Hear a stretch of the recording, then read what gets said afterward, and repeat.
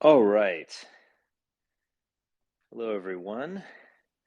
Just going to wait a little bit for this space to get started. All right, there. We have a dozen or so people who jumped in. Mark Brahmin will also jump in, and then I will add him to as co-host. Here he is. I'll add him as co-host. All right, done. Okay, so hope everyone's having a good week. Hope you had an enjoyable Martin Luther King Day. Um, we're not going to talk about that. We're going to talk about heroism in general, what that is exactly. And what sparked this is a fairly interesting controversy that I think is actually pretty illuminating in terms of the conservative mind, such as it is. So, if you haven't seen it, I will actually um, put this. How do I put a tweet into? I think people were sharing tweets before. Well, I'm not going to bother figuring it out. If anyone else wants to share a tweet with the rest of the group, this tweet, there's a good tweet of Dan Crenshaw, who was on a podcast the other day, and he basically said this. He said that, this is a very typical conservative lament in all Western countries. He said, we don't have models of heroism anymore. That before, in some period, maybe the 1950s was the last time or something, men were men, women were women. We knew what was right and what was good and what was up and down. And we knew what was heroic and what wasn't. But now everything's changed and we've lost sight of it all, etc. Now, I think I probably agree with a lot of that, at least in a um, rather vague sense. But Crenshaw, what he cites as examples is kind of fascinating and demonstrates this typical move by conservatives, which is to claim that they are the rightest of right wingers, the baddest of badasses, etc., while they're demoralizing their own cause. So you look at whom he suggests are heroes. He said that at one point we all recognized that Jesus Christ was a hero, that he was a heroic model. Now, I would question that, and I think this raises the very important, kind of tantalizing question of who Jesus was. Is his life heroic as we should understand that word? He was obviously hugely influential and impactful, but was he actually a hero? I think that's something worth questioning. He then says Superman. And then he goes on from there and he says, and there are other real world examples. And he mentions Rosa Parks. She is actually the first person that comes to mind.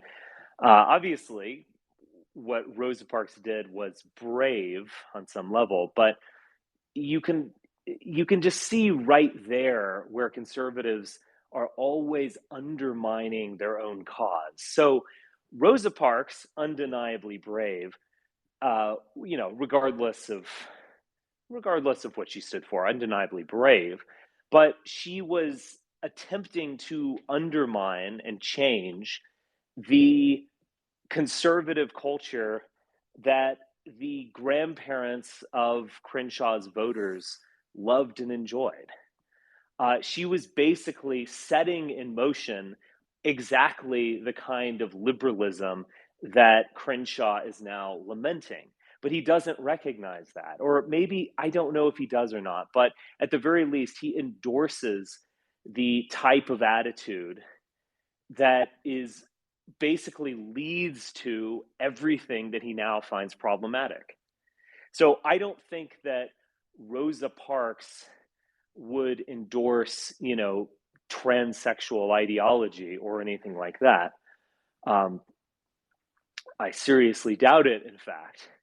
But she is a kind of step down that road towards, you could say, liberalism or infinite individualism, non-discrimination, etc., that he is now lamenting. So he's really in no position to criticize, the latest stage of what we call liberalism, if he is going to endorse who are in effect liberal heroes. The next person he mentions is Ronald Reagan. Now, I don't think Ronald Reagan was an entirely bad guy, but there's really little that I could point to that I would call heroic in any sense of the word. And I don't even mean that as a criticism or insult, really. He's just not that. I mean, he was an actor, he played certain kind of heroes on the silver screen. I think he got, I mean, it's the win one for the Gipper is, the origin of the nickname and so on. He would play heroes of football, but wasn't quite one himself. He actually was an athlete. He then was a corporate spokesman, and then a governor, and then president. I don't. I don't. To compare him to a figure like Achilles is just absurd.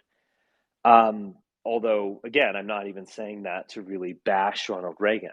But it also shows this kind of utter delusion of conservatives where they think, particularly with the civil rights era, where they think they can always have their cake and eat it too. And so Dan Crenshaw can claim that, oh, Rosa Parks was a hero, but so was Ronald Reagan. Well, those people, at least as they were understood by most Americans, those people really are in direct opposition to one another. Ronald Reagan, began his 1980 campaign at the site of a major Klan rally. I mean, he was certainly part of a long-standing, by that time, Southern strategy of appealing to formerly Democratic white voters for the Republican Party. And you can't just create some, American heroism of the past that is pleasing towards you. Like as if Ronald Reagan and Rosa Parks were on the same team. They weren't. There was a very similar thing I remember when, I don't know if this has been built or not, but around Mount Rushmore, Donald Trump was talking about these statues. This was, of course, in response to statues being torn down, particularly Confederate statues, but actually statues of all kinds, even commemorations of Woodrow Wilson and others. Those are being torn down. He wanted to create a kind of garden of American heroes, and it would include Martin Luther King and Rosa Parks, and then like Antonin Scalia and Ronald Reagan. So they're not actually, building any statue to a, problematic person from America's past, like a Confederate general. They're, again, trying to kind of have their cake and eat it too, as if any of those people were really on the same, Rosa Parks and Antonin Scalia were somehow on the same team. No, they were opposed to each other in the political spectrum. So then this controversy took on new legs. And then again, you see this all the time with conservatives who, for at least the past quarter century, have embraced MLK, particularly since Martin Luther King was given a holiday. I believe that started in the 80s, so not too long after his death. And then has been basically taken for granted by the 90s and 2000s. And they always harken back to this of, they love that one line, which is, judge, you should be judged by the content of your character and not the color of your skin. And they take the kind of like tactical color blindness that Martin Luther King was suggesting in mid-century America and treat that as if, that's what he wanted. And I saw this other clip today on Twitter of Steven Crowder, who somehow still has a YouTube channel. He has a channel with millions of subscribers, and every video gets hundreds of thousands of views. And it was kind of fascinating to me. If anyone has that clip, they can put it up. It was fascinating to me because at the same time that he was race baiting effectively, he and his co-hosts were ultimately endorsing MLK. So there's often been there's long time been rumors, and there have been kind of slow leaks, slow creation of facts about Martin Luther King's sex life. And it was, rumors of womanizing became, this man visited a lot of prostitutes. And there's actually even an insinuation that he observed, this is from an FBI surveillance, that he observed a rape, something of this kind. I'm sure, he was no doubt surveilled by the FBI. And there's also probably no doubt that there's just a lot of salacious stuff going on there. Now, I think this raises a few questions before I get into Crowder. First off, on some level, who cares? I mean, Martin Luther King was an icon. He was a symbol of the civil rights movement. He won, in effect. Whether he was directly involved or just a symbol of larger machinations at play, it's meaningless on some level. He became a symbol of a triumphant program. And should we really care if he visited prostitutes or was a complete, wild man in his private life? Who cares? Imagine yourself as a Christian and thinking about the monumental impact had by Constantine.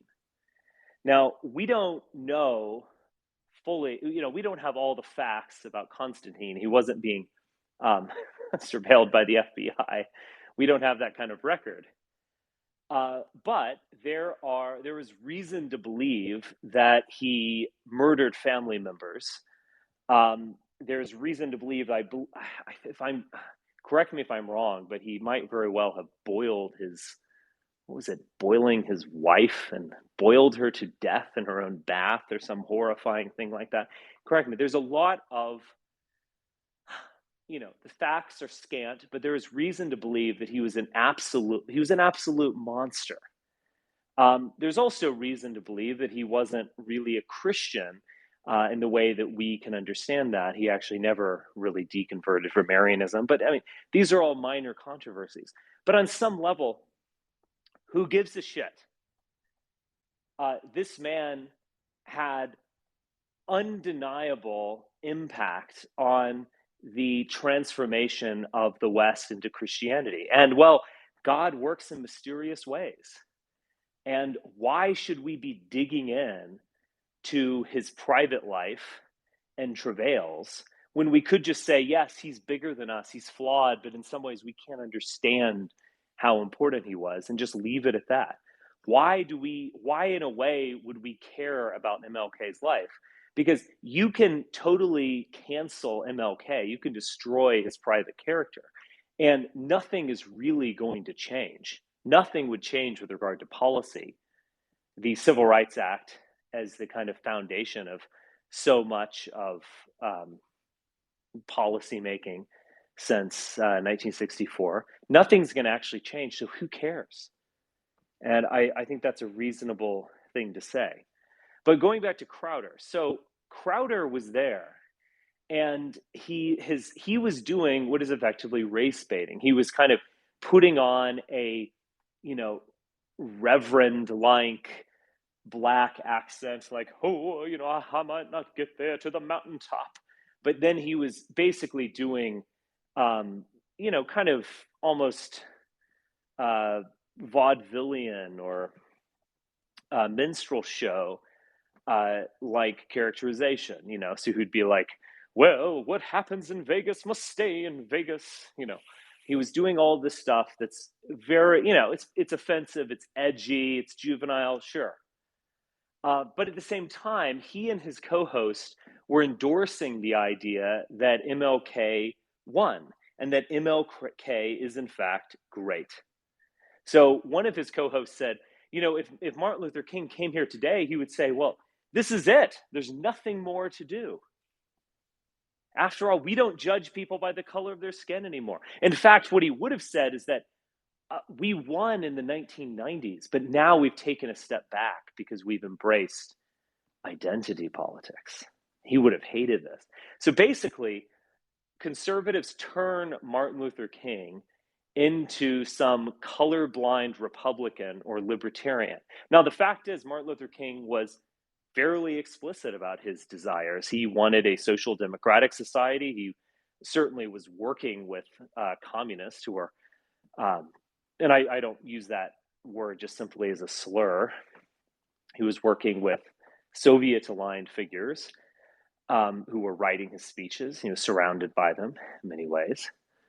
But they try to use him as a kind of shield for their own reactionary policies, and it can just never work. And it is ultimately demoralizing because at the end of the day, Martin Luther King was standing against all of those people's grandparents. And all of those people's grandparents hated him. I mean, you look at basic polling about, middle-class Southern Americans of Martin Luther King, he probably had, 10% approval rating. And so to just post facto adopt him as a kind of shield is bizarre. And it's this weird way where it's like claiming, Democrats are the real racists, et cetera. It's this weird way where conservatives adopt these things that they think are really smart. They think that, we're going to trick them. We're going to like short circuit their computer with this amazing take about how cool MLK is. And that they don't recognize the degree to which that is demoralizing. So even claiming like Democrats are the real racists, you're basically saying that it is illegitimate for there to be a white interest political party. Well, from the perspective of the Democrats, that's what the GOP looks like. Now, this is changing, but in that 2010, 2016 era, a Democrat looking at a Republican is going to say, well, this is the white people's party. 90% of Republican votes come from white people. This is the white people's party. It's a monoracial political advocacy group for whites. That's how it was seen. So Republicans who are calling their opponents racist or embracing MLK or whatever are ultimately demoralizing their own cause. But again, they think they're really sneaky, they're really smart, they're really tricky, but what they are doing is losing. They are pulling the rug out from under themselves. And this was just, clear as day in that Crowder clip, where Crowder is engaging in edgy racism. And I would imagine that most of his viewers actually are young people. Maybe even a lot of them are teenagers. So he's engaging in the kind of edgy, hilarious racism that you find only online, that's been kind of, banished from mainstream media to a very large degree. So you engage in it and you kind of push people's buttons and, you seem like a total badass because you're willing to do this. While at the same time, you're undermining and demoralizing everything you actually stand for. And you're, in fact, endorsing the person that you are attacking. Bizarre. Anyway, back to Crenshaw. So, Crenshaw was doing one of his town hall meetings in his district in Texas. And a young person, some people were saying that he was or she was 10 or something like that. Some kind of young person went on there, and she said, you claimed that, there are heroic archetypes like Jesus and Superman, and there are also some real figures. So you're claiming that Jesus wasn't a real figure. He was just a person of myth, or the equivalent of a comic book character. And do you or do you not believe that he is the Son of God? So you have a kind of autistic young person who's clearly extremely online, and she is reading the extemporaneous comments on a podcast very closely and trying to kind of flip Crenshaw on it. And she kind of seemed to be winning. I think Crenshaw was, I think his buttons were pushed. He was kind of taken aback by the whole thing. So anyway, it's a fascinating situation. I wanted to get at the question of what a hero actually is. And that's why I got Brahmin on. Now, Brahmin was on, and then let me try to invite a co-host here. There he is. Oh, he's not listening in. All right, let me share this. Let me do this. While I try to get Brahmin on, I'll take a question or two, and then we can get on to what the real nature of heroism is. So Jeff Reich, you can ask a question if you'd like while I work on Mark. Well, I'd like to comment. So Rosa Parks is from, can you hear me all right? Yeah. Okay, so Rosa Parks was from Montgomery, Alabama. And at the time there was, a segregated bus system in Montgomery. And then it was, desegregated because of the protests. But people don't talk about what happened to the bus system afterwards, because when it was desegregated, all the white riders stopped riding the bus, and so it lost money. And so, and then they just closed it. So,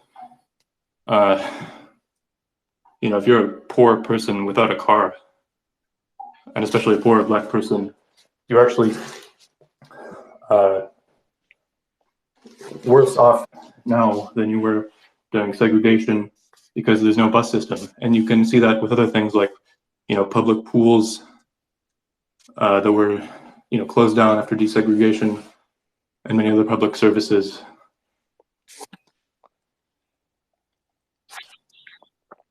Yeah, but facts don't care about, or feelings don't care about your facts. I mean, all of that might be true, but in some ways it doesn't matter, because the ideal of racial equality trumps all that. And so all of that might be true. I mean, cities became very difficult to live in for some time. There was a massive white exodus. Now, that also has changed, particularly about 20 to 25 years after the white exodus. You had also this major wave of gentrification and the kind of corporatization of New York. I mean, that was kind of the Giuliani administration in a nutshell.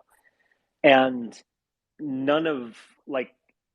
it demonstrates the fact that the ideal of racial equality is much more important than all these facts. You can't make an argument on the basis of, well, look, white people didn't want to ride the bus anymore, and so the bus went out of business, and now there's no bus, so you're worse off. That's not going to win an argument. And what's going to win an argument is ultimately moralizing.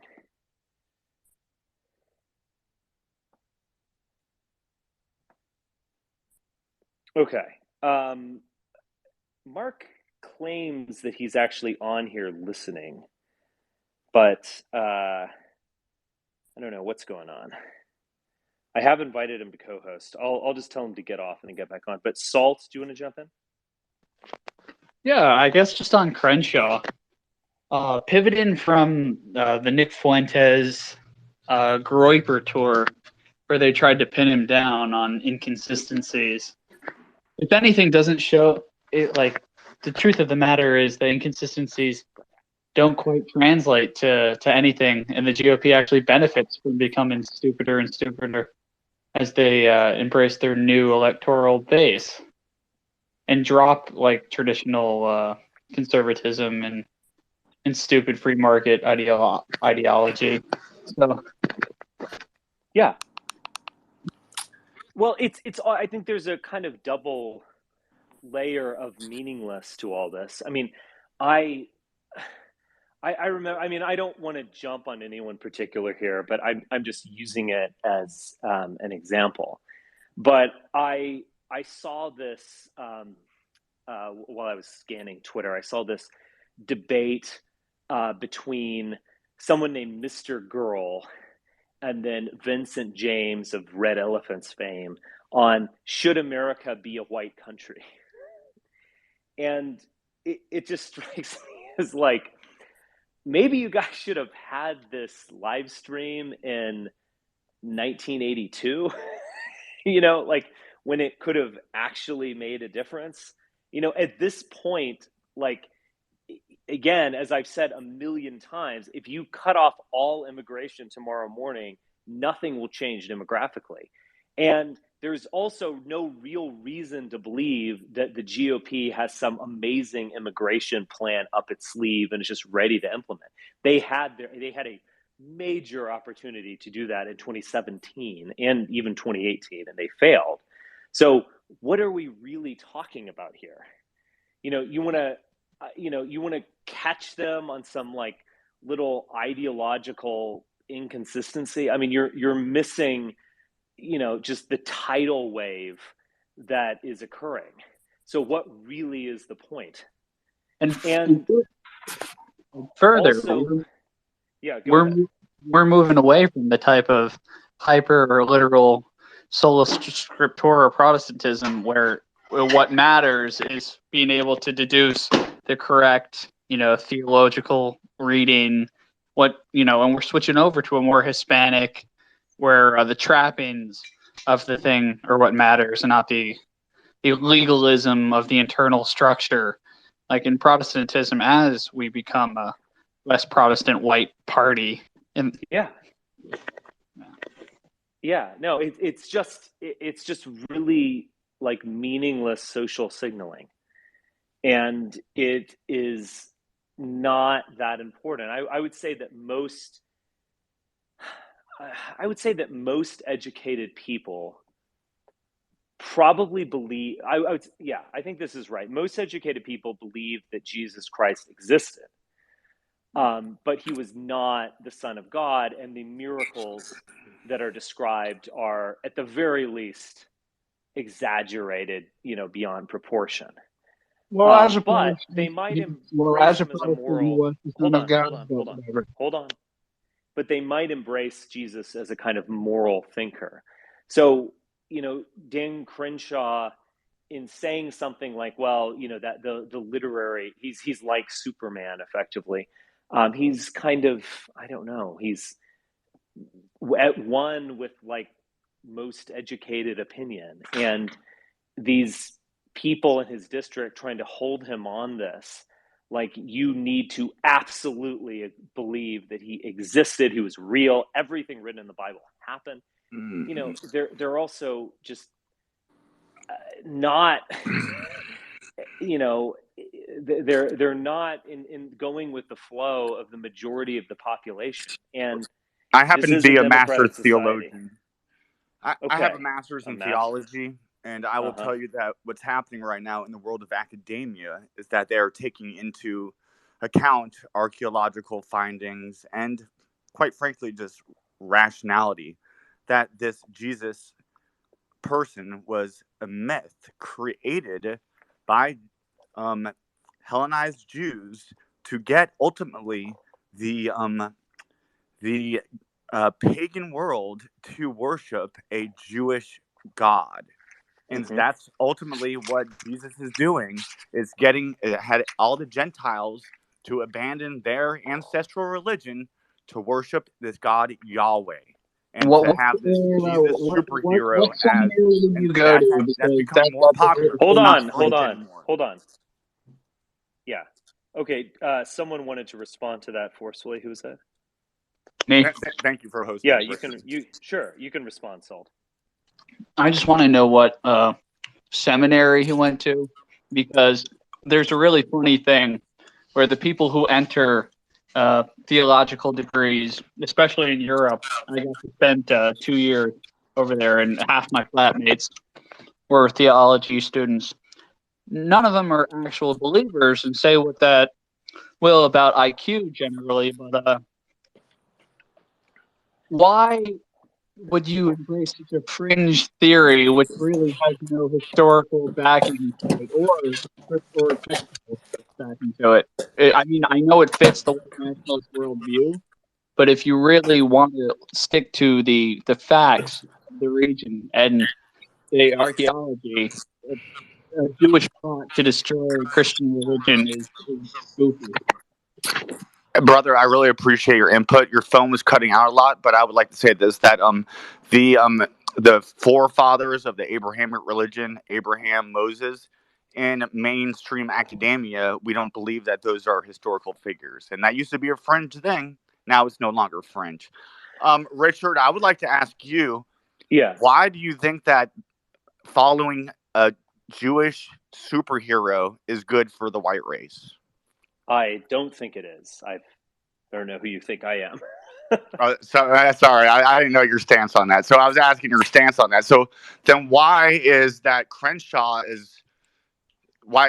since he's backtracking on that, I feel like if he were to stand up and say, hey, Jesus was a fictional Jewish psyop, I think that might be healthy for the white. Wait, hold on.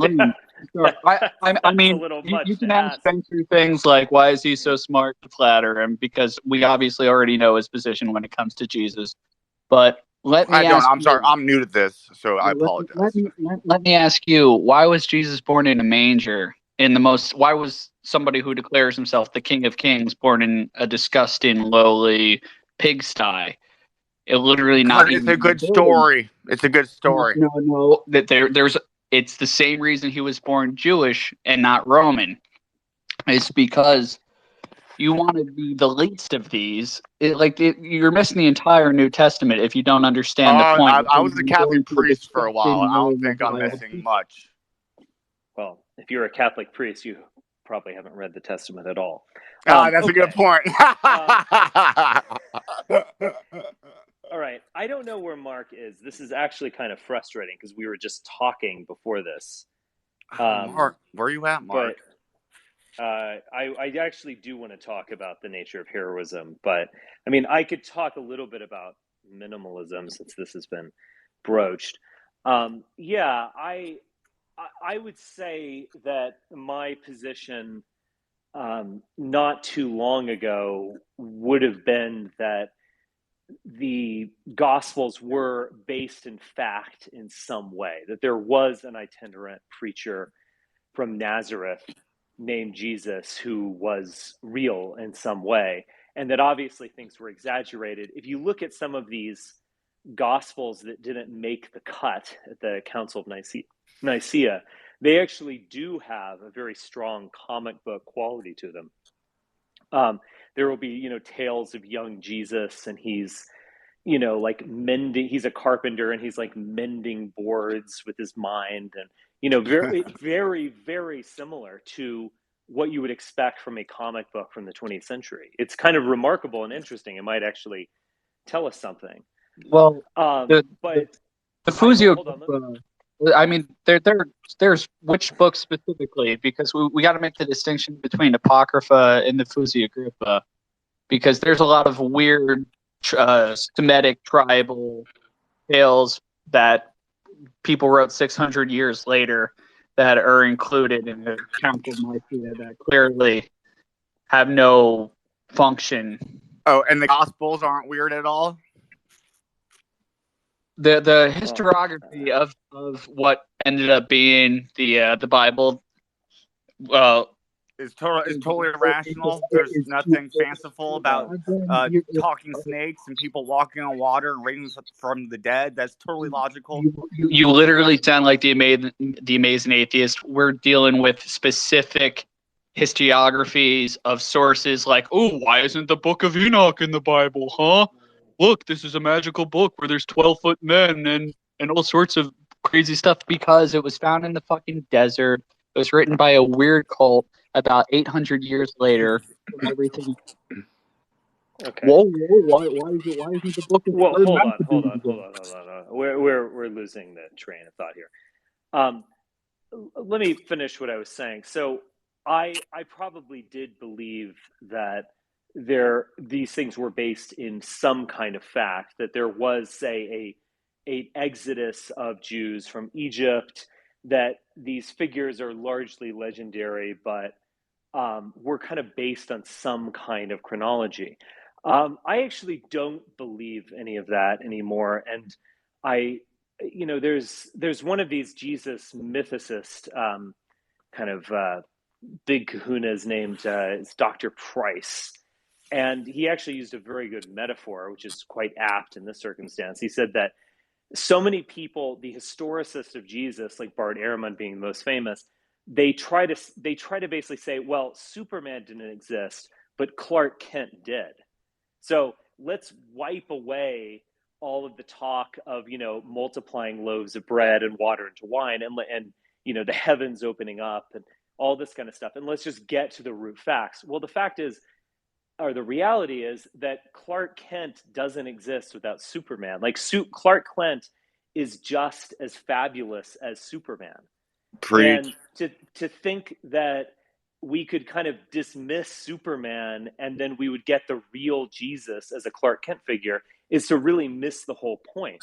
Preach. And you could say that about the gospel, but you could also even take that further with the Old Testament. I mean, there's I've been reading this past summer. I was reading minimalist scholarship, the so-called Copenhagen School, and one of his point about archaeology is that there's no real record, archaeological record of any of this stuff. There is no really strong reason to believe that David ruled a unified monarchy at some point. There's no real reason to believe that the Jews were expelled from Egypt at some time in 900 BC or something like this. Preach. The Bible, and this includes both testaments, are literature, and they're telling you something. They are using symbol. They're using direct, propaganda. You can call it propaganda if you will. It's a kind of a heated word, but they were trying to tell you a message, sometimes very explicitly, sometimes implicitly, and through symbols. And so the Bible is literature. And to misunderstand, and you really need to understand it as such and not project a 19th century historical method on it and saying well, the people who wrote the Bible, they wanted to be Ronca, they wanted to be Bart Ehrman, but they just kind of weren't there yet. They didn't have libraries and the internet, so it's imperfect, but they're still trying to get a history. No, they're not. I mean, it's another good analogy with this is one time, it was a number of years ago, I actually visited Hamlet's castle in Denmark. And, it's obviously cool to visit a castle of the kind of mid to late medieval period. But was that really Hamlet's castle? Was there actually a mad prince there who ended up, leading to the downfall of his whole family? And he was an amazing intellectual and an actor and a swordsman and all this. No, that's, you find the origin of Hamlet, the reality of Hamlet in Shakespeare. You find it in Elizabethan times. You don't find it in the Middle Ages. There's no real Hamlet to be found. Arthurian legend is also fictitious. There was no King Arthur. Exactly. Now, there might be some kind of precedents that led to King Arthur, what we know of as King Arthur and so on. But you have to understand it as literature, as myth making, and as messaging. But for a reason. Why did they come up with these? It's because it was propaganda. Yeah. Just like the Jewish thing was a propaganda to get Gentiles to abandon their faith and worship a Jewish God. And it worked out really well. Yeah, definitely. Okay, good. I have just added Mark as co-host. Good. So you're here. You can speak now if you want. Mark, are you here? Can we get the Gospel of Mark on, please? This isn't that hard. Okay. Can you hear me? Yes. Yeah, sorry. I don't, For some reason I wasn't able to, I was on my computer, but I wasn't able to, it wasn't giving me the microphone icon. Yes, because you can't, I don't think, the good news is that I'm actually recording this space. Okay. Now, Twitter's allowed me to record it natively, so it will be up for a while. But yeah, I don't even think you can host or speak on a space in the web browser. I think you need to do it on the phone. Really? Huh. Well, I wasn't aware of that. Yeah. It's kind of happening. Things are happening slowly but surely here. Well, we covered I heard most of the conversations, so. Good. Yeah. Do you want to add anything to it, or should we jump? I want to talk about what a hero actually is at some point, but if you want to jump in on, Crenshaw and I mean, I generally I take the mythicist position as well. I mean, I think that I would say that it's possible that Jesus was a semi-mythical figure in the sense that he could have been someone that actually existed, named Jesus, right? Ostensibly, it was a common name in ancient Israel at the time. So, but I think that they're essentially parables developed toward a propagandistic end, I mean, I think that's so. It's, but I think that I think Americans will start catching up with Europeans on this front. And I think that this is actually, I mean, Crenshaw's remarks are actually kind of revealing. I mean, it does actually seem like it's, whether he intended it or not, whether it was a kind of subconscious slip, that he was basically acknowledging that it is a myth, similar to Superman, right? So Jesus Christ is a myth similar to Superman. So I don't know that he was, again, it could have been a kind of slip on his part. But it's a kind of healthy development in some ways. And his reaction to that girl, I guess she was around 18 years old, so she wasn't, I thought she was a child when I had seen the video, but so did I. Yeah. I mean, I thought everyone in the room adult. effectively was a child in my mind, right? I mean, the fact that they're having this stupid discussion in this day and age. It's interesting though. So it does show, and he was very defensive in his response, right? So it was clear that, like, if that's not what he had meant, and then I don't know why he would have gotten irritated or angered, by the assertion or the implication that he didn't, believe Jesus to be a real figure, and a real figure in the sense that, like, the Son of God and someone who was resurrected from the dead and that sort of thing. Because those are two things. Like, he has to have really existed as a man. And he also, like, the reality is everyone knows he's the Son of God, like, which is a really bold claim and is actually not a claim made in the Gospels themselves, by the way. I mean, it's... I really hate to interject, but he literally says, Father, Abba, why have you forsaken me? Yeah.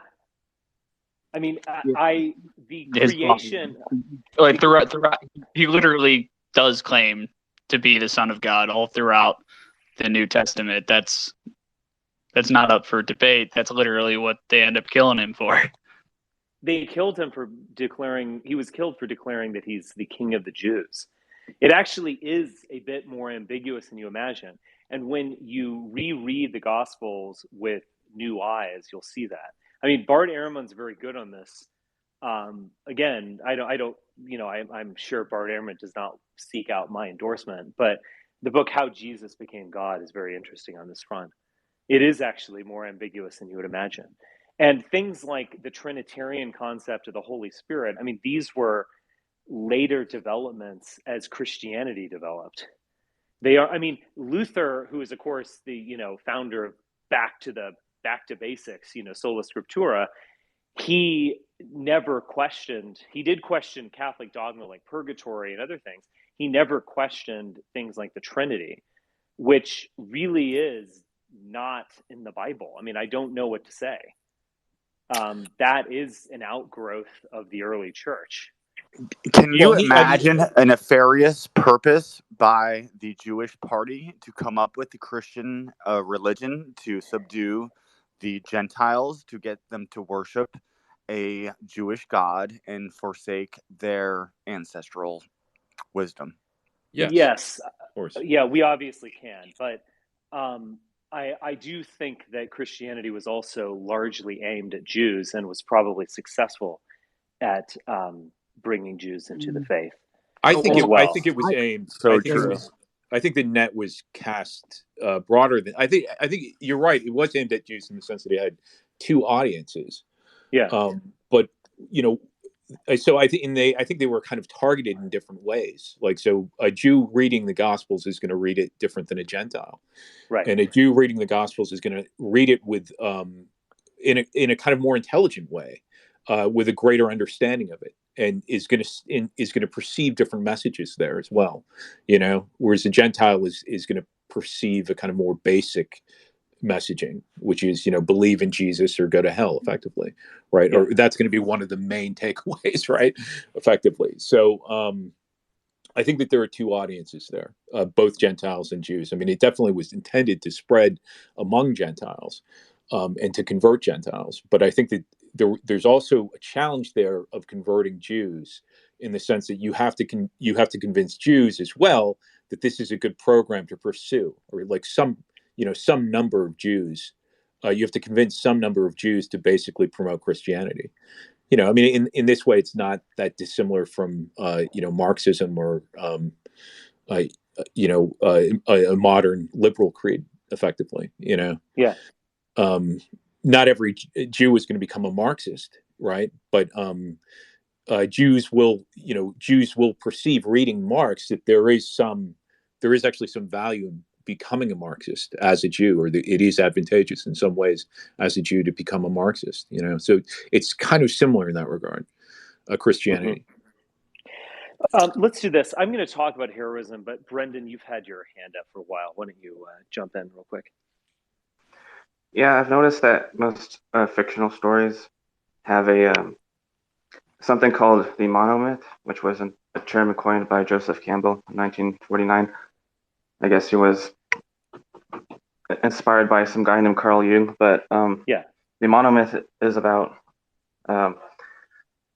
most hero stories are about someone who travels from where they were born and discovers superpowers and defeats like a dragon and then gets a reward and brings it back home.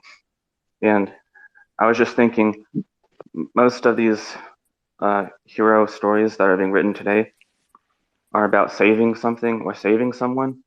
And this concept of needing to save something seems to be Christian to me, because the only thing in the Bible that needs to be saved is this thing called a soul. And I'm not aware that it's a real thing. I mean, we know every particle that exists in this universe, and yet we haven't found the soul.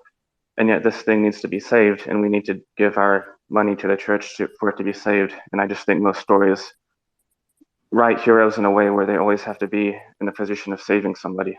And I think that's kind of teaching learned helplessness. I mean, I'm okay with the idea of heroes doing great things, but it always seems to be the hero has to do the same thing over and over, is save some group of people. And most of these heroes are anonymous. These comic book superheroes, most of them wear a mask, which is strange because there's not one single Roman god or superhero I'm aware of that ever hid their face from their own people. And yet Spider-Man and Batman and so many of these popular figures, they hide their face like that God did on the temple when he talked to Moses. He hid his face. You're not allowed to look at someone who is a hero. You're not allowed to look at the face of someone who saved your life. And I've noticed that's the most popular thing, is this anonymous figure, this anonymous superhero. Yeah, you're never supposed to show your face. If you do something great, no one must know who you are. Yes. Can I just quickly address something Richard said before? You said that Jesus never claimed to be the Son of God, and yes. we believe in truth, and we want to stick to truth throughout any conversation. So I'll give you a verse where he explicitly says he does. This is before the Sanhedrin in Matthew chapter 26. Verses, the whole thing is the Sanhedrin starts at 57, but I'll start at 62. It's very brief. The high priest said to him, I charge you under the oath by the living God. Tell us if you are the Christ, the Son of God. And then Jesus replies right in 64. Yes, it is as you say, Jesus replied. But I say to all of you, in the future you will see the Son of Man sitting at the right hand of the Mighty One and coming on the clouds of heaven. Yes, so he's announcing the coming of a Messiah. I mean, I don't. The entire. This is not for get into this. He's asked 7 times in a row if he is the Son of God. He remains silent, and then they eventually put him under oath, basically, and he says, "Yes, I am." And further, the Son of Man will return, and his name specifically, I am. You know, he literally is returning. That's why he refers to himself as I am. Yeah. It's the name of Yahweh too. Yeah, I am who I am. Yeah. I'll table this. I'll just so we don't have an argument. I'll accept what you just said. Well, I think that I think that the point though that Jesus is making bold claims is evident in the New Testament, right? So in other words, he calls himself the truth and the way. The only way to go to heaven is through Jesus Christ, right? So I mean that's made clear in the gospel. Yeah. Ehrman lays a lot of stress on Jesus basically announcing a Messiah, in not basically claiming that for himself. But then where does John the Baptist fit in? Where does John the Baptist? Is that what you just said? Yeah, because his entire role in theology is the one who cries out in the desert before the Messiah, and he anoints Jesus. And remember that we're not talking about whether people actually believe these things or whether I believe this or whether you believe this, but just the internal logic of the Bible. And where does the figure of John the Baptist fit in if Christ never claims to be the Messiah? That doesn't even make sense. It's complicated. The Gospels have multiple sources. I don't want to get into an argument about this detail. I would simply, it's been a while since I've read how Jesus became God. This claim was made with a lot of, with a huge scholarly apparatus by Ehrman. Ehrman is a very mainstream scholar. I would suggest that there actually is some ambiguity there, but that's all I'll claim at the moment because I don't want to get into a debate with you about this, which is kind of off the subject. Let's talk about heroism. But I'll accept you. I'll accept your claim. The hero. Well, okay, I'm in charge here, Liam. The hero's journey. I'm in charge. Okay, so I do want to talk about heroism because this was brought up by Brendan. I do think that there's a lot of truth. Maybe it's a kind of general, kind of essential truth to the idea that we're always telling the same story. So if you think about this notion of Luke Skywalker, he is this, kid out in the desert. He's at his home. He kind of yearns to be something beyond himself. He yearns for something, and so in all those great scenes of staring off into the sunset, there's a call to action that is, join the resistance, join the rebellion, and he does go into the belly of the beast. That is this, terrifying Death Star, and he faces his fear, rescues a princess, and then gets out. And that basic storyline does reoccur over and over in myth, in tales, in popular cinema and comic books, etc. And there is something, deeply appealing to everyone with that type of protagonist. it's interesting, like, does Jesus Christ or really anyone from the Bible fit that model? The Son of God? I think so. Well, I don't know the degree to which Jesus, I mean, there's the question of, like, how do we understand Jesus? How do we understand him? Is he fits a myth of he is a martyr on some level. He's a kind of grand human sacrifice, the grandest of all human sacrifices. But how is he heroic in a, historical sense? I don't really. He's kind of an anti-hero. I mean, not in the way that word is used now, but I mean, he's not Achilles. That's not who he is. He's a different type of hero. He fulfills. He's even greater. The suffering servant, and so the suffering servant happens before the. Yeah. Okay, Mark. What's that? Yeah, people. I don't know. I mean, I feel like the distinctions we're making here are sort of like, is he like a fighter or is he a wizard? Like, it's kind of a Dungeons and Dragons distinction between like whether or not Jesus Christ is a hero. But he's. I think that he is. I mean, Nietzsche made this distinction, and he made the distinction that, or he hoped that Europeans would be worshiping heroes as opposed to martyrs, right? Right.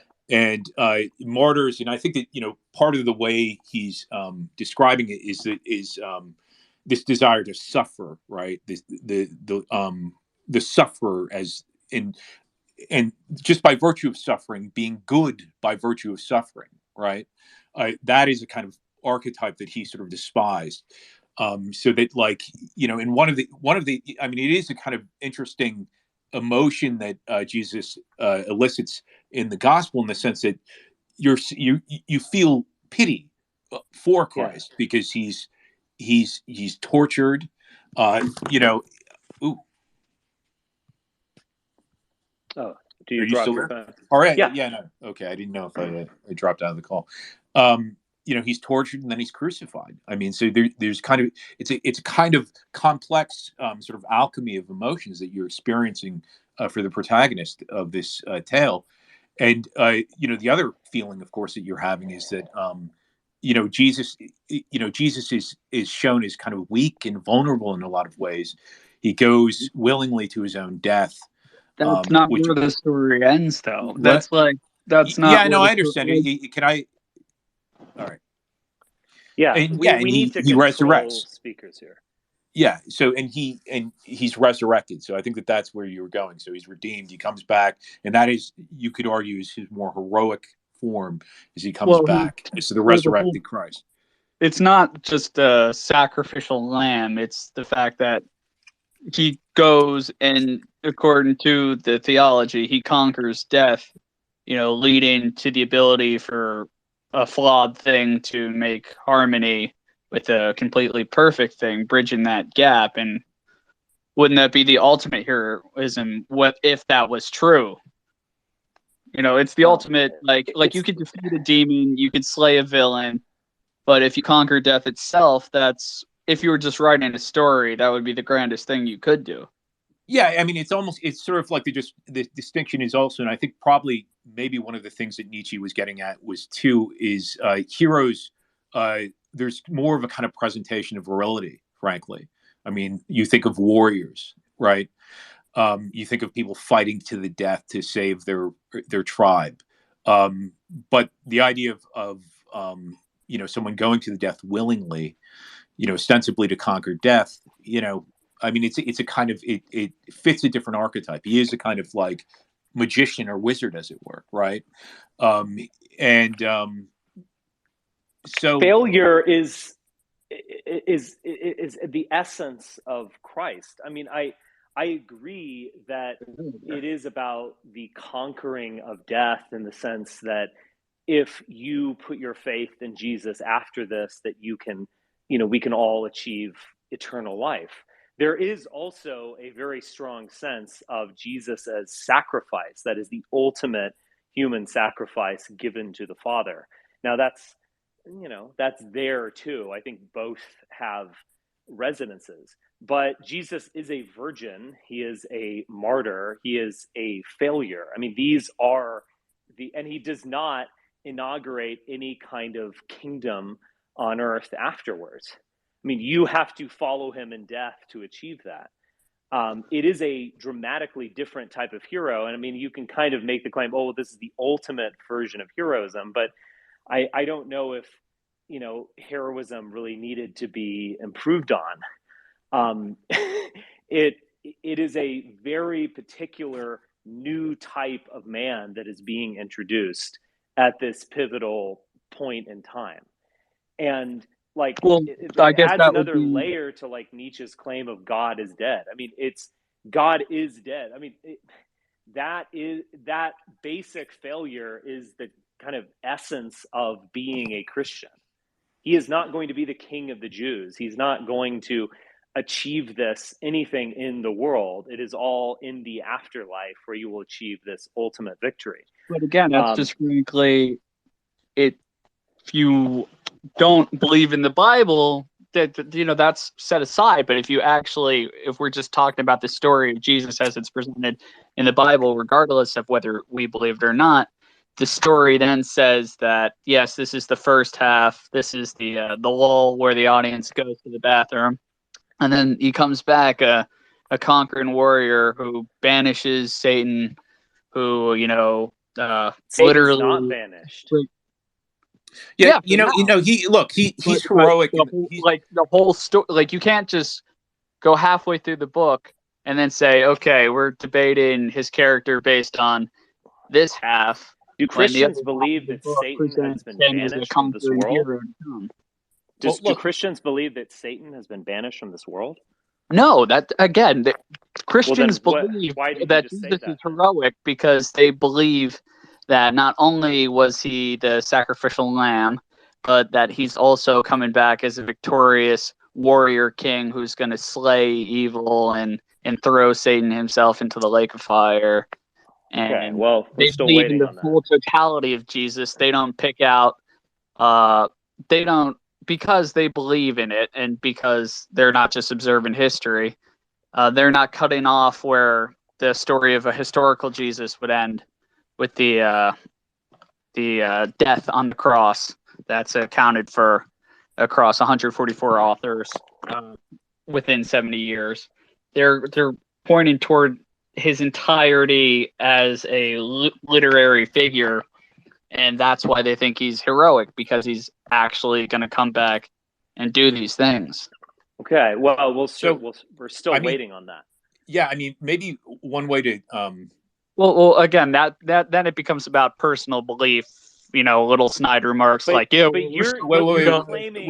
let me make a remark, because I think there's a way that we can be a Christian. Go ahead. I think we can reconcile it. I mean, Christ is heroic in the sense that the civil rights activists were heroic and they suffered, and now they're in a kind of a successful or more dominant position, and they also have vengeance on their mind, right? So he's also heroic in the way the people who suffered the Holocaust or who were in prison camps were heroic. And now they're on top, right? And they're looking at having their vengeance as well, right? So he's heroic in those sorts of ways. He was in his life, he was a sufferer, and it's a tale ultimately of suffering and then vengeance. It seems like, or that's a theme that you're bringing to the fore. So yeah, I mean, I think he is a hero in the way that a Holocaust survivor is a hero. No, he's a hero in the way those people were saved from without. Other forces stepped in. Well, God saved Jesus. Theo saved Jesus. So Jesus didn't save himself. He was saved by God. So he was also saved. Well, again, right? Here comes a Trinitarian issue, where Jesus is a part of the Trinity, and thus he does save himself according to one understanding, and your understanding obviously isn't a Trinitarian view. Well, the problem remains. My point stands, though, that he was persecuted in the same way that the person that suffered in the Holocaust was persecuted. Yeah, I mean, in the same way he was persecuted in the same way that people were hosed down during the civil rights movement, right? Yeah, but So the person it's very sitting similar in that regard, world, and that was the point starving that I to was death, making. didn't Right? save himself. What's that? The person So he's sitting more in Buchenwald similar. Don't He's talk more past similar each to. other. Just one at a time. All right. Well, he's more similar to MLK than he is to George Patton, right? George Patton is a different figure, or to Rommel, right? Or Adolf Hitler. He's more similar to MLK, right? In fact, the civil rights movement was a very kind of religious movement. He was a preacher. The whole sort of subtext of the civil rights movement was a kind of black gospel theme of, that they had a kind of religious Christian righteousness. So it's similar. He's similar to a civil rights figure. He's more similar to a civil rights figure than Achilles or George Patton. I think it's pretty obvious. To the extent that we want to make distinctions between types, well, I guess that's a fair characterization. Well, honestly, what this flips back on is your understanding of the historicity of Jesus, because there's 2 or 3 main schools that about, once you've I'll clarify, once you've accepted that a figure Jesus existed, which most people do, then it becomes, what type of historical figure was he? Was he a Jewish or, rebellion leader? Was he the more quaint, preacher and wander in the wilderness? And people that would believe he was more of a figure of rebellion, like Josephus describes, and versus like what turn the other cheek and carry the Roman sandal. I'm in a shield a mile or whatever. Yeah, you can understand those verses in a very poignant, attacking way. Where no, this guy was very subversive. He was another Jewish revolutionary. So. Well, it's not entirely like that's a little bit of a straw man. It's not entirely related to his historicity. We can accept that a person named Jesus existed and was a religious reformer in Israel at the time, but we also can acknowledge that he was a semi-mythical figure in the sense that overthrow the Roman Empire, and was he this subversive, figure drumming up another rebellion? Well, he was explicitly a subversive figure, but that's the point. Is I think what you're trying to say. I was describing one view. I actually wouldn't say that with stuff like. Well, look. I just want to eliminate this straw man because we accept that a person named Jesus may have existed. We accept that. Yeah, it's up for debate, but we accept that. But at minimum, he was a semi-mythical figure, right? So, did he rise from the dead? No human being has ever risen from the dead, so probably that's not true, right? Did he walk on water? No human being has. Go to the moon, or what were you going to say? Oh, no human being has risen from the dead. And again, if we're just fighting this battle, and this is where the debate becomes interesting. If you're just going on the internal logic of the Bible, you can have this discussion one way. If you have it on the grounds of believers versus non-believers, you could have it a completely different way. For believers, obviously, he did rise from the dead, and he wasn't only a man. So that's where it becomes like, we can revert back to 2012 and go, how the hell do you divide loaves of bread? But if you believe in, an ever-expanding universe and all the fine-tuning arguments, and you really want to get actually proper, the philosophy of religion and take this a different way, that's one argument. Well, you're just claiming that we have to be Christians to fully understand the heroism. You would not make that claim about understanding the heroism of Achilles. Stop interrupt. I'm going to kick you off the space. All right? You talk over someone when they're making a point. That's very annoying. You don't need to be a believer in Zeus in order to appreciate the heroism of Achilles. We are offering a freely given, good faith description of who Jesus is as a hero. And we are saying he is clearly depicted as a subversive and kind of marginal figure. He is depicted as obviously descended of David, but he's also born in a manger, and he's from Nazareth. Nothing good ever came from Nazareth. He is depicted as preaching to people, outside of town and saying things that are clearly annoying the current Jewish hierarchy and annoying the Roman hierarchy. He is clearly a subversive figure. He is clearly a pitiful figure, and the way that Achilles simply is not.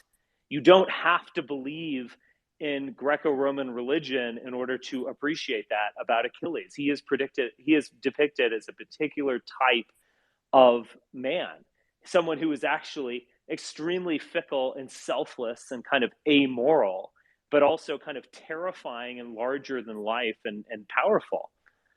Jesus is not. It's just a fundamentally different depiction. Jesus is not pitiful in the way that Sophocles depicts Oedipus. I mean, you don't, again, have to live at that time to appreciate this. So what you're just saying is like, well, read this book or know this theology or be a Christian, and then you can understand how heroic he is. That's not really that compelling. Who is he? What is that story? What is the essence of Jesus as a hero as this story is told? And I am kind of inclined to believe that there actually was some guy named Jesus who existed historically. But, I don't know what to say. You have to look at like the trajectory of his story to see what is being told. He is a marginal figure who is meant to evoke pity on a monumental scale. Well, that is who Jesus is. And I don't know what to say if you disagree with that. I'll be very brief. It all depends on where you put the bookend of the story.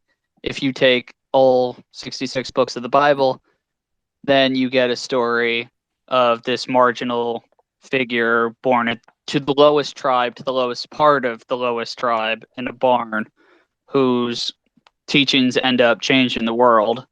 And that's not heroic in the way that Bap would imagine heroicism with, a nude guy with a sword charging up to the gates of Troy. But for a story... So now it's a gay thing, right, buddy? Religion itself. But any story where a teacher it ends up gaining billions of let's just stay in the time, who ends up already by the end of the gospel as it's accepted. It's spreading like wildfire. It's changed the not. At the end of the gospel, it's all failure. What are you talking about? How many followers does he have at the end of the gospel? It's absurd. At the end of the gospel, you do know why the names of the different books of the Bible are places, right? In the New Testament. Like, what are you talking about? Like Ephesians is the letter to the church in Ephesus. Philippians is the letter. Paul's epistles are written before the gospel. It's already exploded across the region. There's already multiple encounters and stories of them in every single major city throughout Anatolia and Rome itself. In terms of the actual gospel itself, Jesus is abandoned as a figure. I mean, the failure is part of the story. Wait. I mean, people are abandoning him. You're talking about Paul's epistles as basically like evidence that, upon his crucifixion, the religion spread like wildfire. That's just absurd. Historically, it did. First off, Paul's letters were written before the Gospels. Like, that's also a widely accepted fact. So we need to be clear when we make claims like widely accepted and stuff. Just like, what you're engaging in is a self-serving argument for Christians. What Mark and I are attempting is to look at it objectively in the sense of like taking it as it is. No, you could take it as you like. I'm not presenting it as a member of a faith. I'm saying any story. And again, this is the difference in between, a Baptist idea of heroicism. I'm not a Baptist, and I don't care about Bap. I think he's a fool. Okay, just to get that out of the way. So don't use that as some kind of. Let's take Hitler. Hitler failed. His physical. Sure that helps matters. Well, I know. I'm sorry, but he failed at physically conquering the streets. He was locked up and laughed at, but his preaching ultimately, if you read stories like what was that great book, The Conquering of Berlin? Literally his ideas ended up conquering the state's infrastructure and winning the soul of the German people.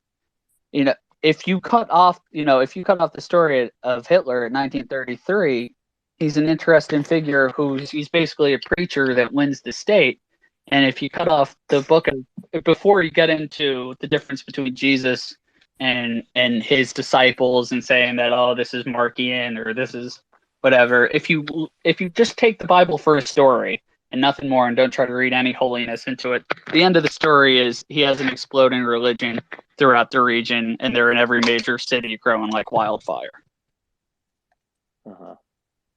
I mean, it's still, even if you're now like shifted the goalpost because you're saying it's about the triumph of these Christian, groups that Paul was writing letters to. I mean, before the actual heroism of someone like Jesus is, coming down and conquering the world or something. The story of Jesus that's going to happen later, and we're still waiting on it. The story of Jesus is his not doing that, refusing it. He is offered the chance to rule the world by Satan. And he is a hero in the Christian sense because he rejects that. He is not of this world. That is the message of Christianity. And just to take it in some other way, you're just engaging in just equivocation and just these self-serving attitudes. You're trying to turn Jesus into some kind of badass figure. He is not. He is a pitiful weakling. Like, that is what he is. That is what the religion is all about. It is about denying power in this world, about not achieving power. It's about failing. And in some ways, from a kind of Hegelian sense, like the Holy Spirit is part of the death of God. God died on the cross. The Holy Spirit triumphs. That is the ultimate egalitarian message of Jesus, is what's going to ultimately triumph. Like, you can try to turn your religion into something else, but you're going to fail. This is how most every person who has ever been a Christian takes the religion. I mean, were those monks who were self-flagellating themselves, and even early Christians castrating themselves? Did they just not understand? You understand better what Christianity is about than they do? It's absurd what you're suggesting. And I'm tired of talking to you. Because, well, you're just not adding anything. You're just trying to apologize for your religion, trying to turn it into some kind of right-wing thing. That's not what it is. A, I'm not trying to turn it into something right-wing at all. And B, I'm not apologizing for it. I'll leave right after this. But I really think to truly investigate, these interesting philosophical questions, you really need to decide whether you want to attack it on its internal logic or, attack it from this position of I hate Christianity. I'm trying to revive the white race's ideal, but its internal logic, separate, is fine once you take it and what it claims, and actually read verses instead of saying goofy ass things like Jesus never claims to be the Son of God, which that's just false. It's more ambiguous than you would imagine. It's really not. Quote a verse, douche. Okay. I think a guy called you a douche. I think you should dump him. Yeah. If I may say something about all this. Yeah. Okay, so I've been thinking in the last 5 minutes about how the Bible describes Earth as belonging to Satan. It seems the Christian Bible seems to. Will Arthur mute himself, please? My voice is going through the speaker. The Christian Bible seems to be saying that the world belongs to Satan and that he's the only one who has stayed with us through all of our troubles, and that Jesus Christ, he is literally an extraterrestrial creation. Just because he doesn't belong here, he never belonged here. He hates this place. He doesn't want to come back. He promised he would come back, but he's only going to come back to destroy it. It almost sounds like he's the villain in this story, because if Satan's been here the whole entire time with humans, what has he done? Satan hasn't ruined the world. He hasn't killed 66% of people and raptured the rest of them. And yet he is somehow the bad guy. And yet the Christian Bible describes Satan as being someone who prefers to be with humans and with men. And Jesus is just someone who ran away from humanity. He hated humanity so much that he let them kill him because he didn't want to be here. It just sounds... Oh, and by the way, I am convinced that his story is so popular with the pagans and that they converted simply because the story arc of Jesus Christ's life is very similar to sun worship. If you look at ancient Egypt, and especially the pharaoh Akhenaten, they worshipped the sun, and they thought that the whole universe was a disk, that no matter where you go, the face of God is a circle.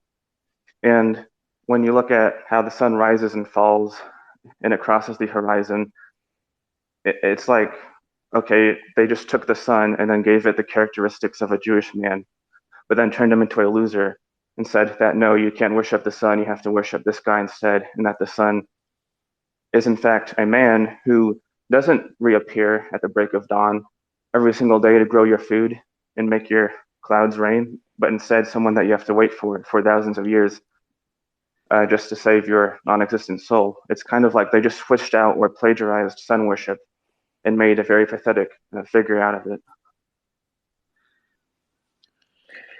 Yeah, I mean, I'll let Mark go on this, because I think he might disagree with a lot of this. I mean, I do think that what you're saying is I don't disagree, like, in spirit, in a profound way. I mean, I think he's saying, like, yeah.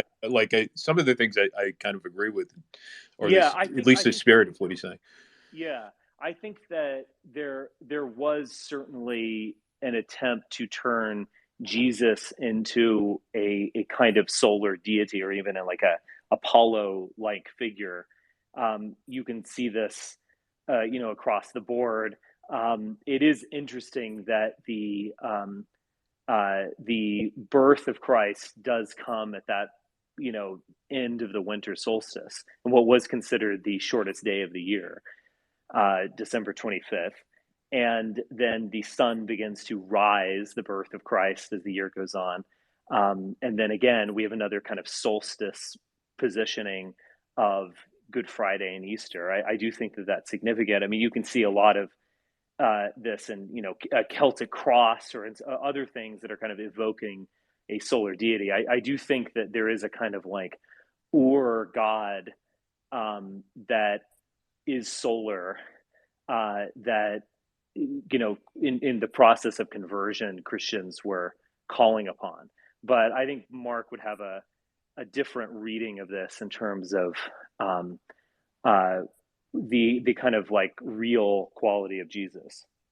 Yeah, I mean, those dates, I mean, I think some of them are dates that were connected to the births of, some of these dying and rising gods. I mean, I think that probably Christ most closely resembles figures like Dionysus and Adonis. I mean, he's different, of course, from Dionysus in the sense that he's a kind of sublimated version of him. He's like Dionysus, of course, was this god of orgies and revelry. And the character of Christ is much different from that, of course. But it's evident that some of the myth elements that were taken from the myth of Dionysus and also from the myth of Adonis ended up in the figure of Christ. He becomes a kind of composite god, as it were. And during the Saturnalia is Christmas. At Christmas time, it was the Saturnalia, which was a honoring of Saturn, who is kind of one of these chthonic gods, and I argue is a proto-Jewish god, is a god that one of these proto-Jewish cults from which Judaism itself emerges. So I don't think that he has many solar characteristics, but I do like your point that he does basically come in I think that a lot of mythographers conclude that he's a dying and rising vegetation god, essentially, right? He's the true vine, right? He's associated with the vine. He's a god of wine, like Dionysus, in the sense that the blood wine was also his blood, right? In a lot of the sort of sacred sites that were associated with Adonis basically were adopted by the Christian cult, like the Church of Nativity was built on the sort of the grotto in which Adonis was born. Adonis is a figure very similar to Bacchus or Dionysus. So he, in my view, and I have the thesis that Dionysus was effectively a proto-Jewish god himself, right? And there are other examples, Saturn. And I would say that Mercury also has these characteristics, these sort of serpent gods, but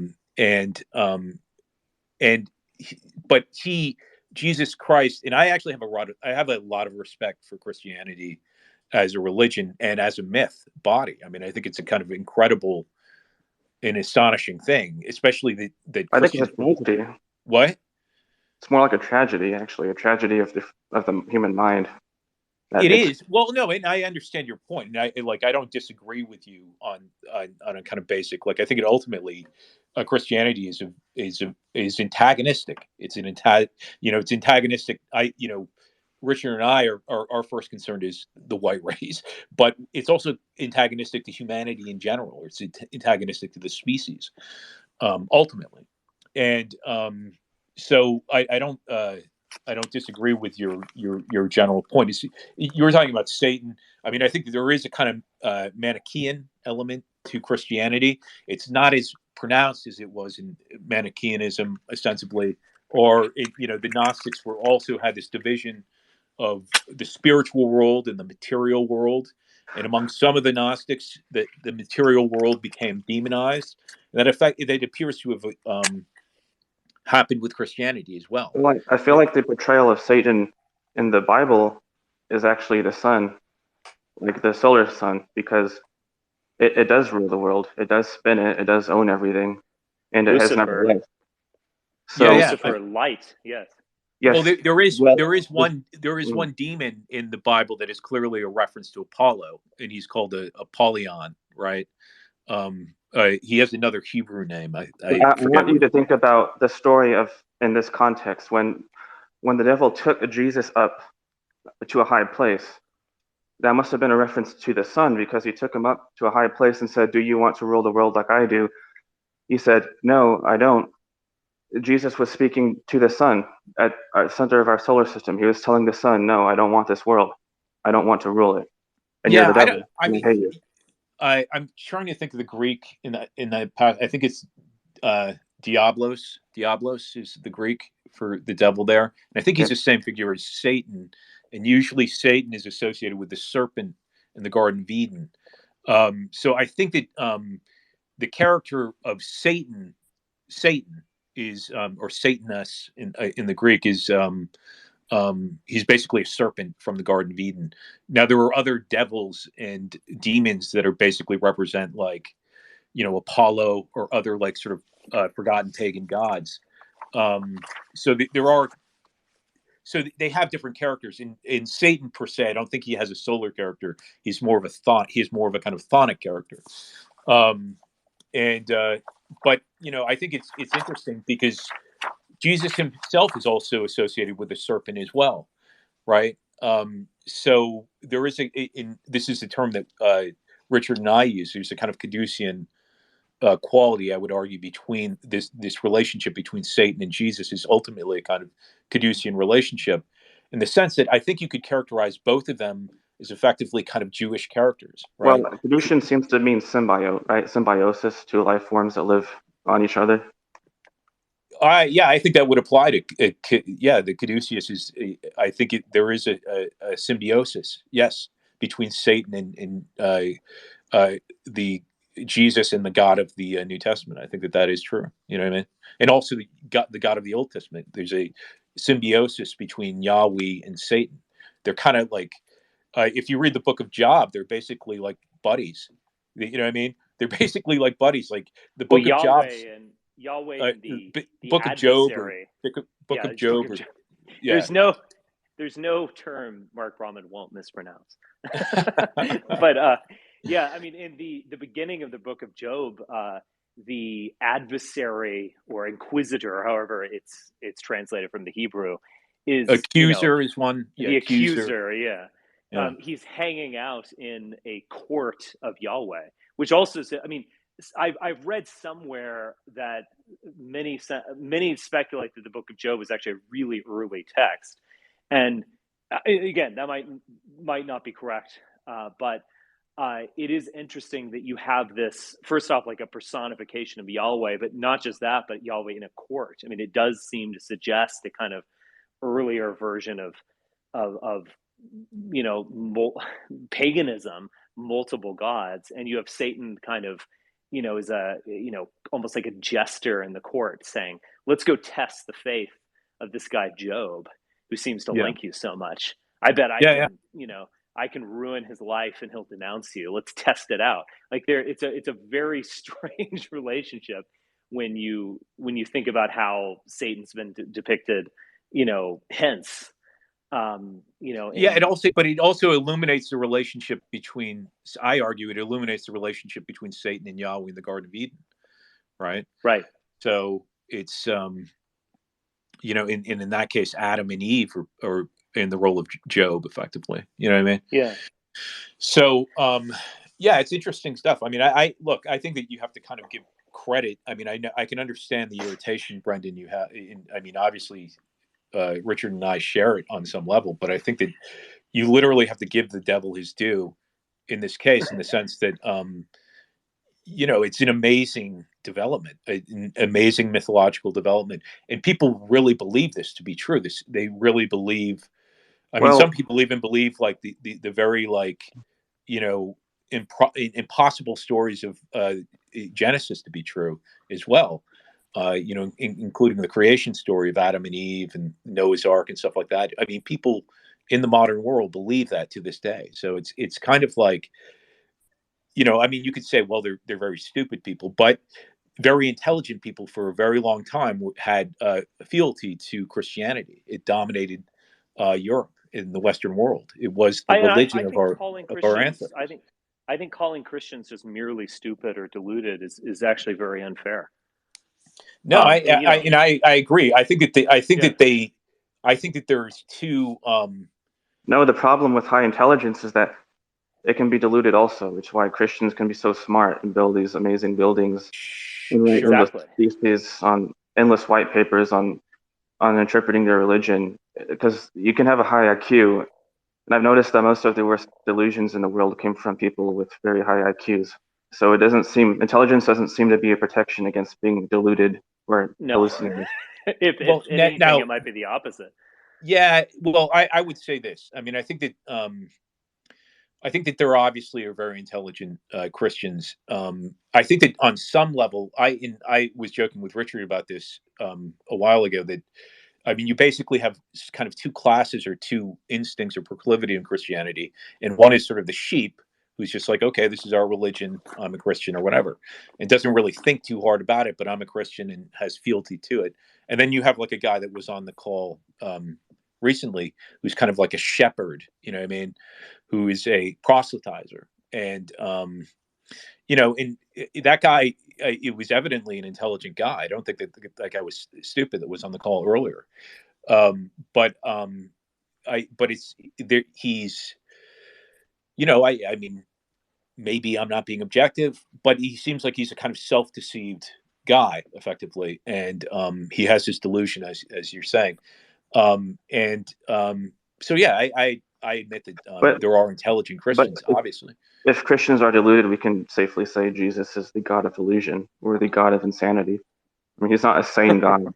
I would say, though, that I don't think that the religion itself does a good job of promoting intelligence, though, per se, because I think that there is a correlation between religiosity in this sort of most basic way that we understand the term, like people who pray often, or they go to church often, people who claim that they've seen visions of Jesus Christ or that sort of thing, there's a strong correlation between that and low intelligence.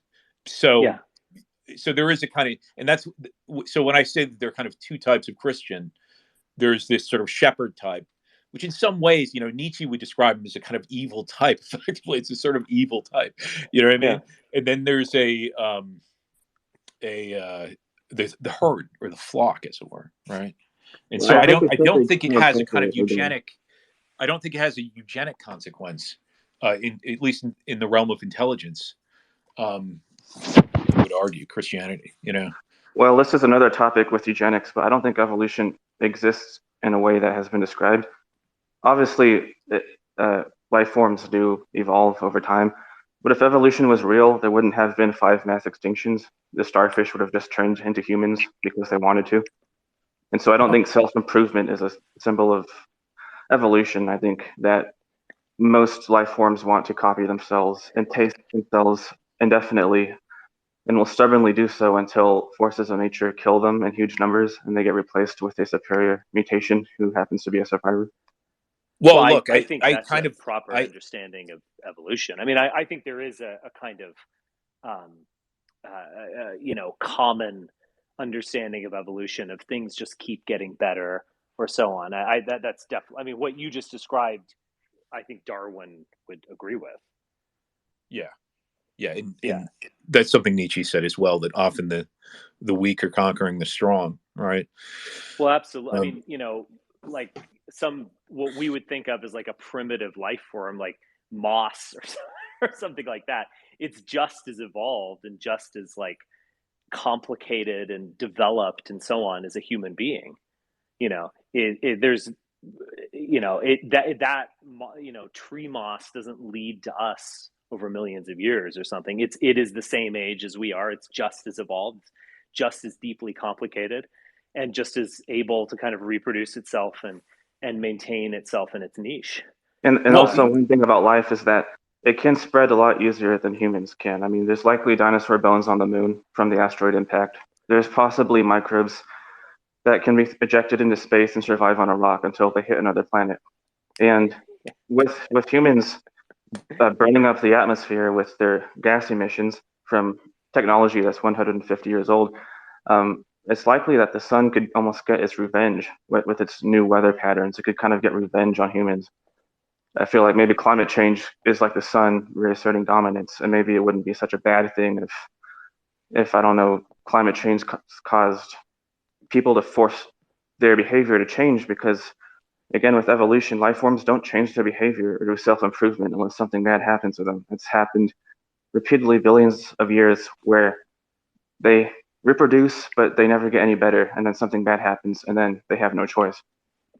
Yeah, I mean, there's a tale which I think is actually true about.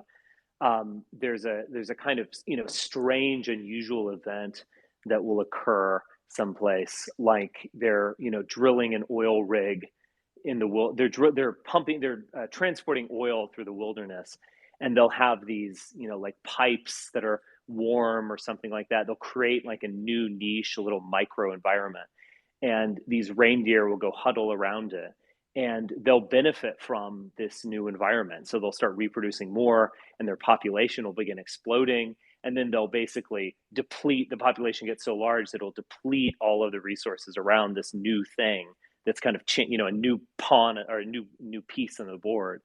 And then the population will collapse, and it'll actually go down lower than it was previously, because the collapse can be so catastrophic.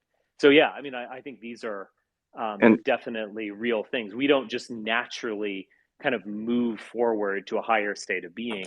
I think there's a very strong tendency for us to like create bubbles, as it were, and kind of run something into the ground until it brings us down. I mean, I think that's a very strong human tendency. Let me say this. I actually want to change the subject, because I do want to talk about heroism, and I wanted to run some ideas by Mark and kind of get his input on these. But I would say that there's, because going back to Crenshaw, he brought up like Rosa Parks or Jesus, or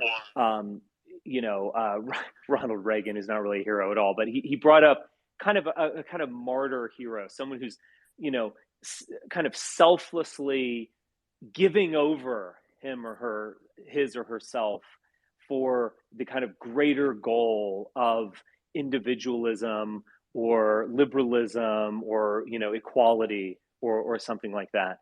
And that this is the kind of hero that he points to. I would say that these types of heroes really they have nothing in common with heroism as it was imagined in the ancient world. And, I would go back to a figure like Achilles. Achilles, he isn't a nice guy. He isn't the kind of figure that would, he isn't Captain America or some kind of figure that even now still appeals to the population. He's a deeply selfish person. He is kind of terrifying and above the rest of humanity. The rules don't apply to him. He can be very fickle. He can be very petty, but he can also be terrifying in violence. And I think there was a kind of in terms of modern heroes that are appealing to the mass public now, there's a kind of bait and switch or shell game, which you can imagine, where we kind of combine a Jesus-like hero or a Rosa Parks-like hero with the, ass-kicking, terrifying, stronger than strong hero of Achilles. And so, how do people understand Jesus? Are they always reading the gospel? My idea is that they might understand, more people might have learned about Jesus through Superman than they learned about him through the Bible. And you do have in this figure of Superman an extraterrestrial who, brings about some kind of goodness on the earth. But he does it in an Achilles-like manner. He is ass-kicking, stronger than strong, and so on. But he does it for morality. So, I was taken. I saw the recent Spider-Man film, No Way Home, a couple weeks ago with my kids. And it was very interesting because this film, it's like the multiverse, and they're bringing back all, every character from previous films, and it gets very complicated. But it's also kind of has a real simple narrative line. And there's a point where Spider-Man and Aunt May are trying to revive the Green Goblin, that is Norman Osborn. And he's kind of, and that's one of the fascinating things about Norman Osborn, is that he's like a conflicted, almost multiple personality character, that he's kind of taken over by this character of the Green Goblin. He's really well done by Willem Dafoe, who kind of, will change. He's like conflicted person. He'll kind of switch characters in midstream.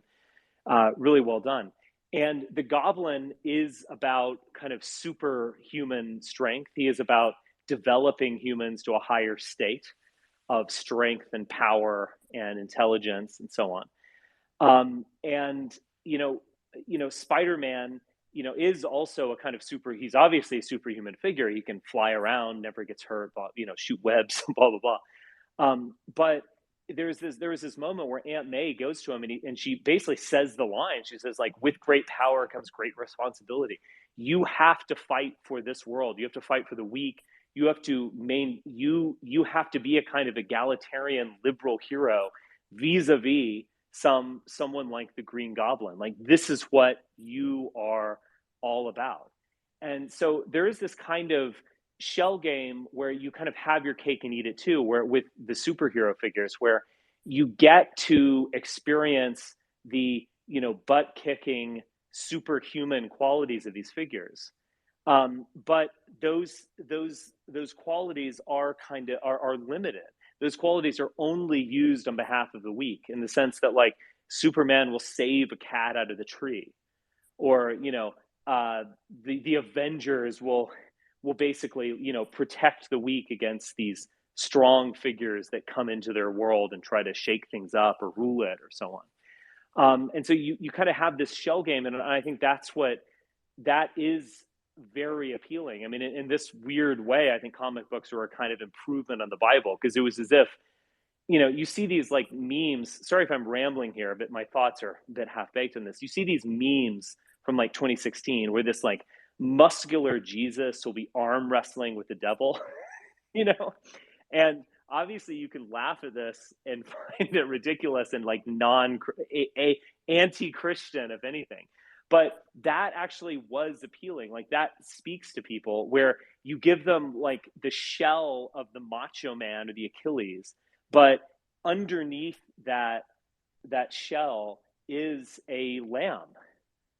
And that's who Spider-Man is as well. Like, Spider-Man is heroic because of his morality. He's not heroic because of his superhuman strength. And I think if we were to like try to get closer to like an ancient vision of heroism, I do think it's very different. Achilles, he is clearly not depicted as a good guy. Neither is Odysseus, for that matter, even he's a very different figure than Achilles. He's depicted as a kind of monster, but in the sense that he's larger than life, you almost can't approach him. But the hero in that sense is amoral and is absolutely violent and terrifying. And there's a kind of like horror you see with someone like Achilles. And like, that's a hero.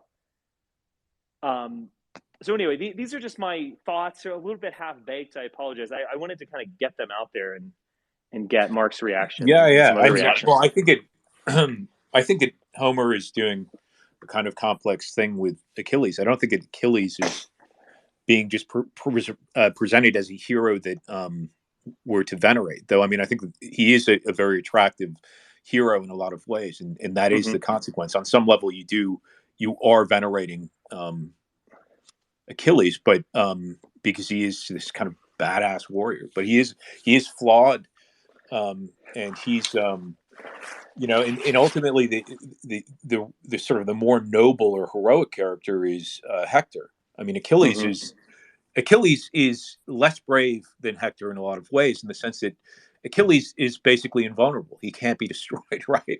Unless he gets shot with an arrow in the heel, right? So he's basically indestructible. So in some ways, he's less courageous. In many ways, he's less courageous. Maybe than multiple characters in the Iliad, who can actually be wounded in a sort of conventional way, But Hector is presented as kind of the most noble. He's kind of the hero in a lot of ways, the tragic hero of the Iliad. I mean, people say that Odysseus is the hero, and he is the hero because he survives, and he also is, he's also a very kind of intelligent figure who, through his machinations helps the Greeks succeed. But I think that.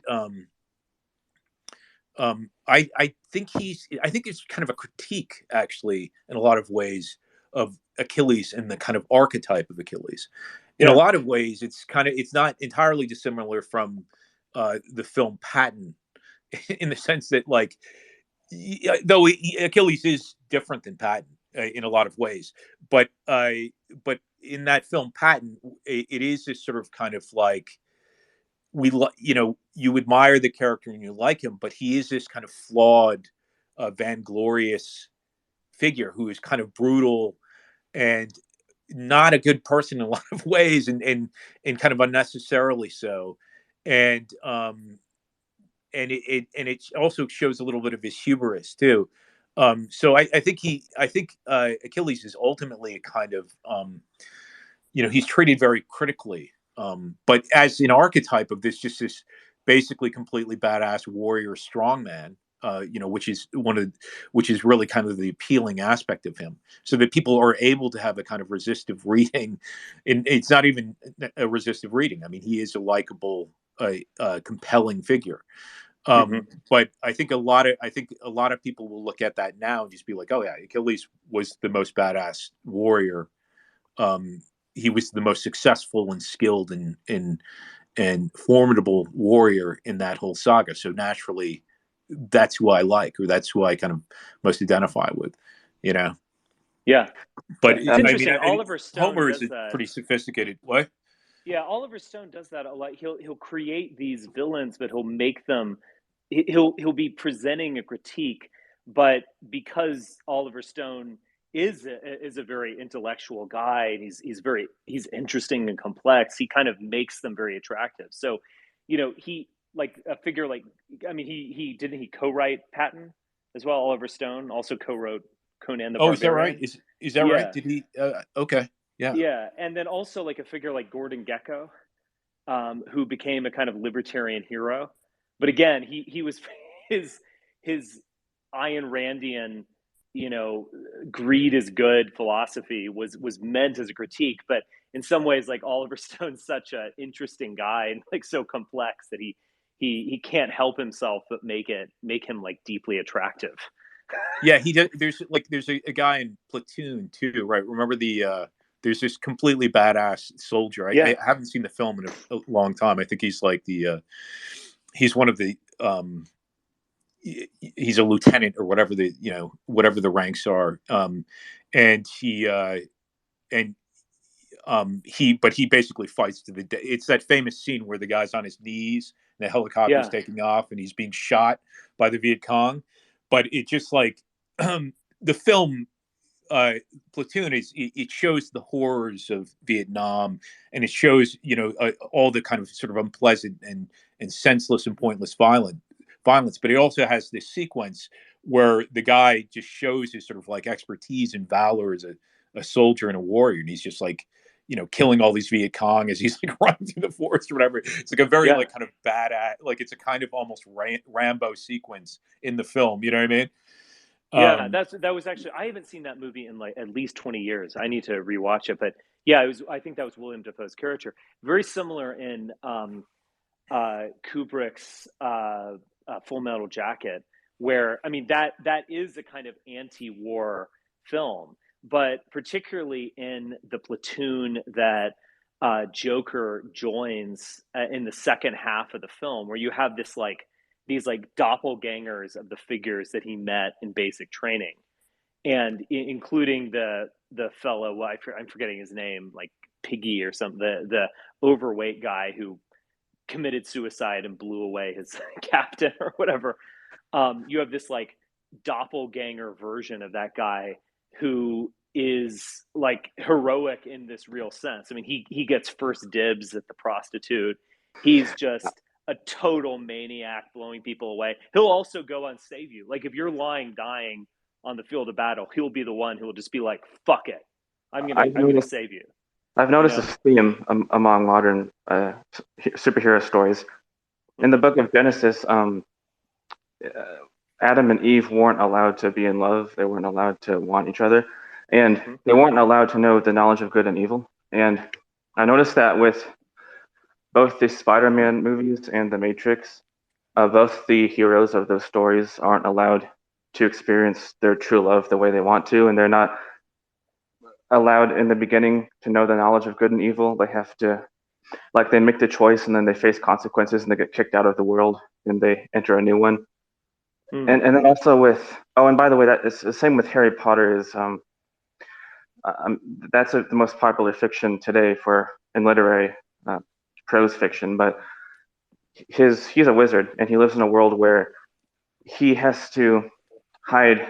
All of the wizards have to hide from humans, and they live in a separate world where nobody knows where they exist. And if any human finds out wizards are real, they get obliviated. They're not allowed to know what's good for them. They're not allowed to know the knowledge of good and evil.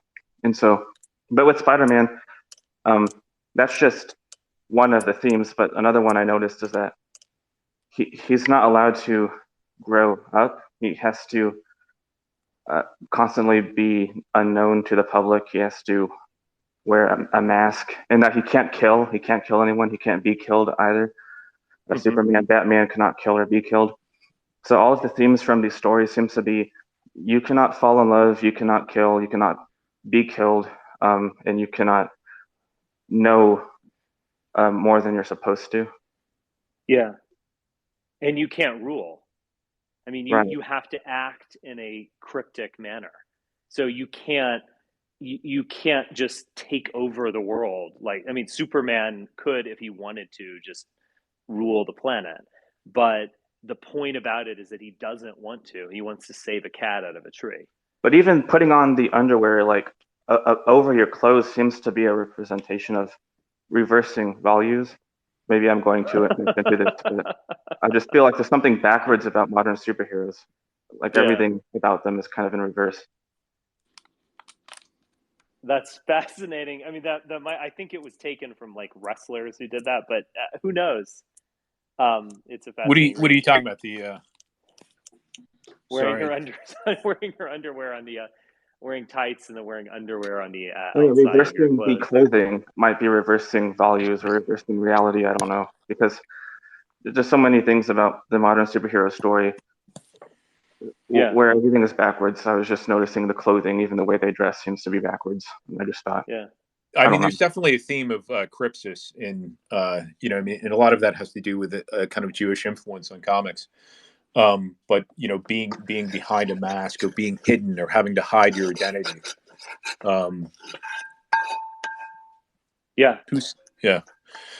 Anyway, does anyone else that bad things happen to you if you show your face? Every time the superhero shows their face, bad things happen to them. And it's not a good example to the reader that you can't be a hero in public because you'll be destroyed. It's not very heroic. Yeah. No, I agree. I mean, I think that to your point, though, Richard, I think that Superman, in some ways, Superman does rule the world. I mean, it's just a kind of like he just doesn't sort of rub it in everyone's faces necessarily. Yeah. So he has a kind of Democrat mien, as it were, but he does rule the world. I mean, no one is, you know, it's basically Superman's world if you think about it, right? Yeah. Which is fitting it's fitting in a lot of ways when you know what Superman represents, or you know, kind of the messaging in that original story. Yeah. Okay. I can let some other people talk. I'll let another person in. But first off, not Pax. You can speak if you'd like. Oh, I was going to argue about Christianity. I didn't. I think we moved on from the topic I wanted to argue about. Well, if you make your point respectfully, you can speak your piece. Okay. Well, there's a few places we could start. I would just say, first of all, if we're going to talk about like Christianity being weak or promoting weakness, and somehow like paganism would somehow triumph if we were to adopt that, I think we need to just look at history and see that by like, I think 1200 AD, paganism was completely annihilated from Europe by Christians. So I think that shows that Christianity is more powerful. And then, I mean, and then going back to Jesus, there are plenty of like, besides like even the crucifixion. That's a very non-Christian argument you're making. Might is right, and whatever. Yeah, and works. also the other two, the rejoinder too, is that Christianity's dying now, right? Yeah. So, well, I wouldn't say it's dying; it's migrating. It's to the south, to non-whites, basically. But that's because whites are dying because they've stopped being Christian and they've adopted like birth control and aborting their kids, and you know, so this kind of stuff. Right. So because we require Christianity to have fertility among whites. I mean, how were we able to have children before Christianity? How was the human race or the species to exist before Christianity? That's a kind of like, you know, because Christianity has become associated with fertility, it's now believed to be the only route or way to fertility. I mean, it's just not it's a kind of a straw man argument. It's just not the case, right? Yes, but we do know it works. So, that's a very strange argument to make as a Christian. The idea which argument? is, well, you're making just you have yet to prove brutally that pragmatic argument. Well, yes, I think we should. You're also making a pragmatic argument, so why not make one back? Well, fine, but you're the one who claims to be a Christian. Well, I mean, what do you want me to say? I'm like making the same kind of argument. I think it's a valid one, even though we could use like Christian standards to make basically the same argument. Where, like, what I wanted to go back to Jesus, because Jesus isn't like the only hero in Christianity. We have saints who did plenty of heroic things.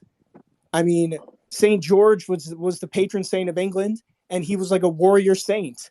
So there are like Christian examples of like heroes that are violent or willing to fight. Jesus is he's the central and most important figure by far. I mean, it's called Christianity. The ideal of ostensibly the ideal of Christians is to be Christ-like, to imitate Jesus Christ, right? So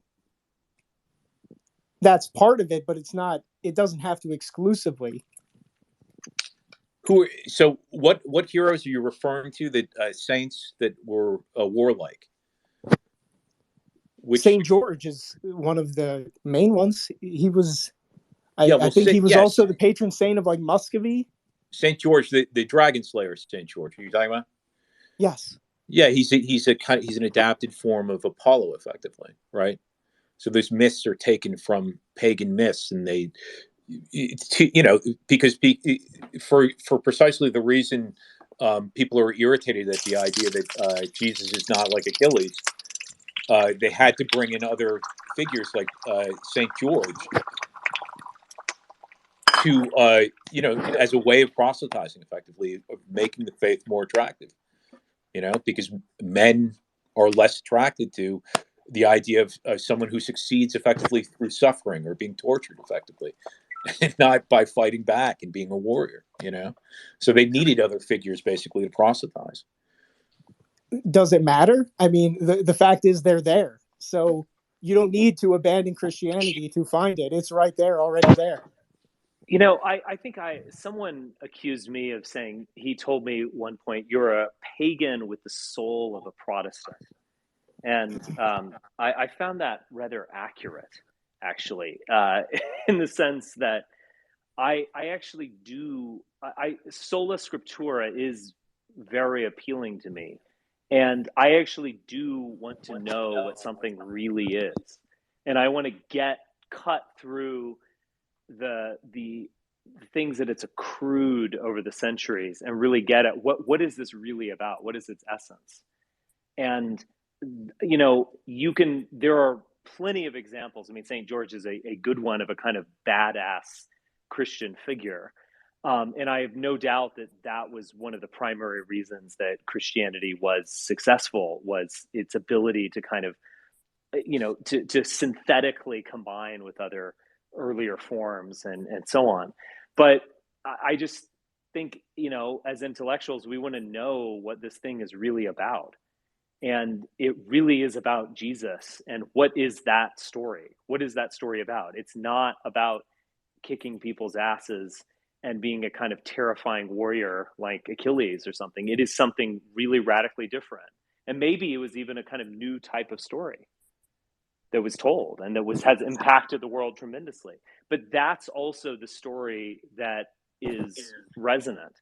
And so I do think that I don't fully disagree with what you're saying of like, this is what works or whatever. I mean, I get it. I get what you're saying, but like on some level, we owe it to ourselves to like discover and uncover like what this is really about. That's fair. But I mean, I don't think you're giving the full credit to like the heroism of Jesus that he deserves. Like when you look at the miracles, curing the sick, curing the blind, those are like, I would say that's heroic to, help the innocent and stuff like that. Mm-hmm. I think while we definitely want to have heroes who are devastating and, can come out on top and triumph in that kind of way through violence, we also need, on the other hand, the kind of more merciful and helpful kind of heroism. And I think that's a lot of what Jesus represents.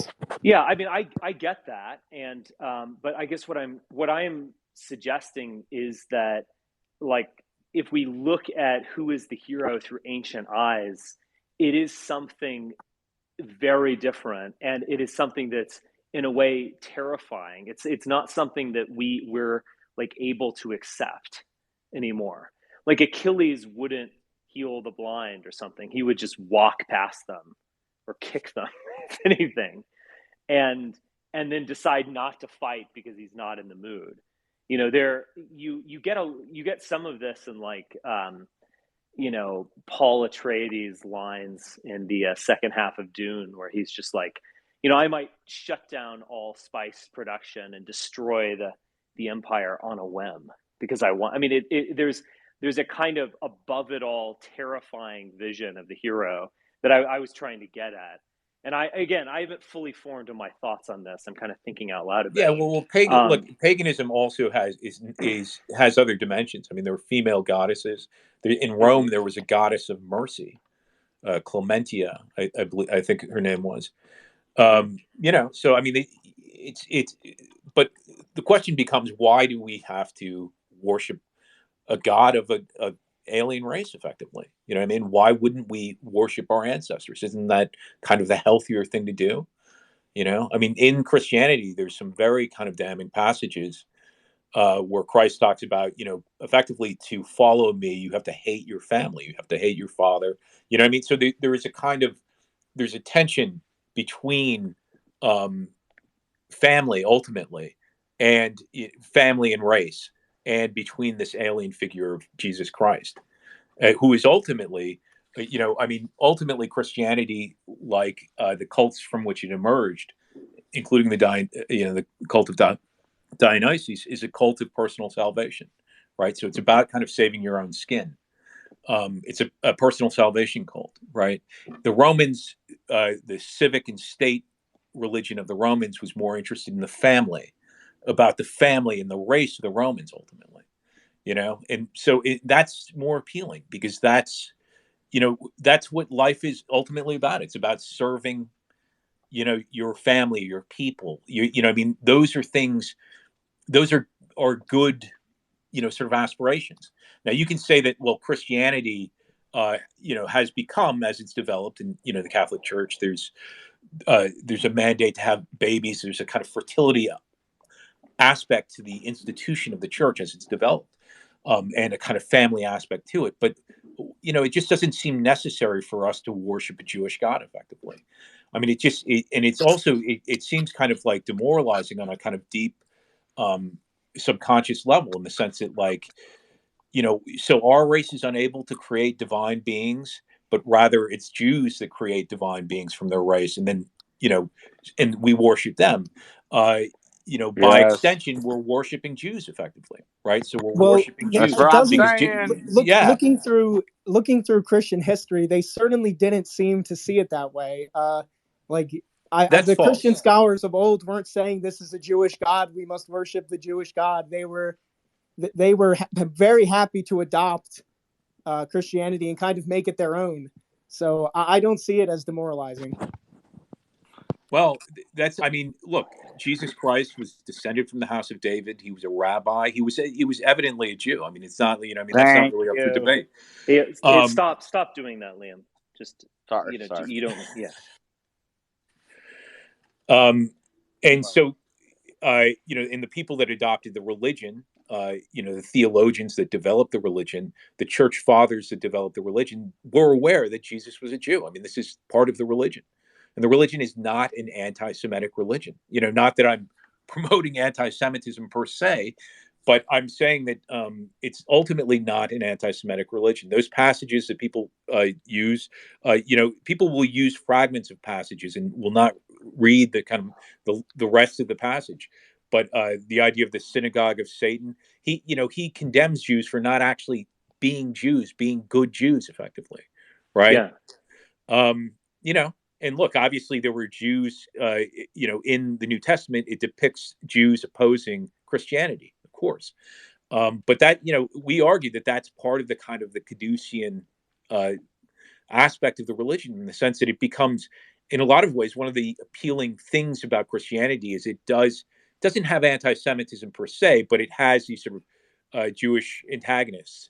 and so an anti-Semite can look at Christianity and be like, oh yeah, that is how Jews are, and yeah, this guy's pretty good. The Jews didn't like Christ. I kind of like Christ. You know what I mean? So it has that aspect to it. So what does Richard have to say about that? I would love to hear that. Well, Alain de Benoit, in his book on being a pagan, I've not read this book in a number of years now, but I think it was articulated quite well. I mean, it's for a Christian anti-Semite, it's a real kind of psychosis and pathology. It's you're rejecting these people for not being themselves in a weird way. You're rejecting them for not accepting their own Messiah. I mean, again, Christ is a Greek version of the word Messiah. It's a Jewish king who's imagined in different ways in the Bible. He can sometimes be a warlord like David. He can sometimes be a child in Isaiah, famous passages, and so on. But you're mad at the Jews for not being Jewish in this kind of funny pathological way. And so you could say, like, I hear this a lot from like dissident right Christians or whatever, of, oh, well, look at all these anti-Semites in history.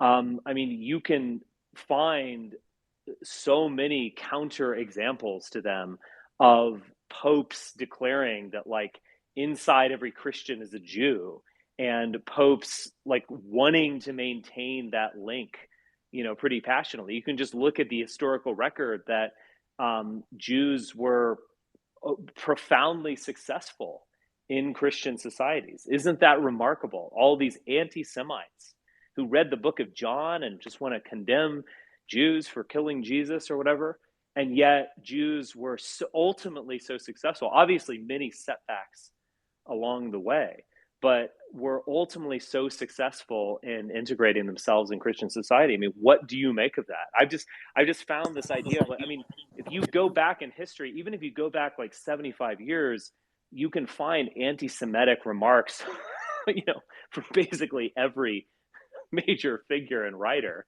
If you just scratch the surface a little bit, it's not that remarkable to be anti-Semitic. But what is remarkable is the way in which Jews were successful in these societies, in which they were deeply integrated, through Christianity on a spiritual level. That's what's remarkable. Yeah, I mean, I would also say too, this is not to endorse German National Socialism, though one way I will endorse it is by saying that, whatever Hitler's faults were, he was interested in the fate of Europe, and he was interested in the fate of European people and of Germans in particular, especially, but of European people in general. So, but he made a mistake. So on that point, I agree. And I mean, he's a historical figure who has his flaws. So it's not an endorsement of National Socialism. But what we can say, though, is that the people that resisted German National Socialism the most, so that, and ultimately the racial policies of Hitler, however flawed they ended up being, were Catholics, right? And the Pope was like the kind of the last holdout in Europe, defending Jews and arguing against National Socialism. And, you can kind of actually see this sort of dynamic, in a very kind of crude and primitive way developing in the dissident right, where you have the tradcasts, making fun of the Wignats. And the Wignats, I guess, are supposed to represent something closer to National Socialists. So I think that is a real, ultimately the Christians in the DR put Christianity before race. And I mean, they're interested in the Christian movement. They're interested in turning the DR into a Christian movement to proselytize people towards Christianity. Race is kind of just a thing that they use to, attract people to Christianity effectively, ultimately. Because if they were actually sincere racialists or sincere about race, then they would be trying to convert their churches to racialism, right? But the problem is that every church in America and every church in Europe is an anti-racist church, consistent with the creed of Jesus Christ, which is also anti-racist, right?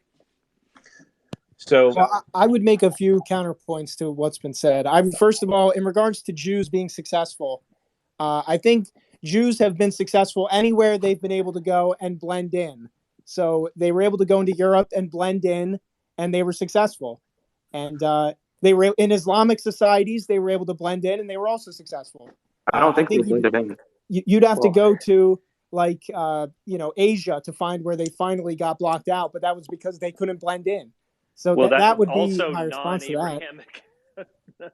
The non-Abrahamic parts of the world as well. I mean, but what happened in Spain was they said, if you're Jewish, you must convert or get out.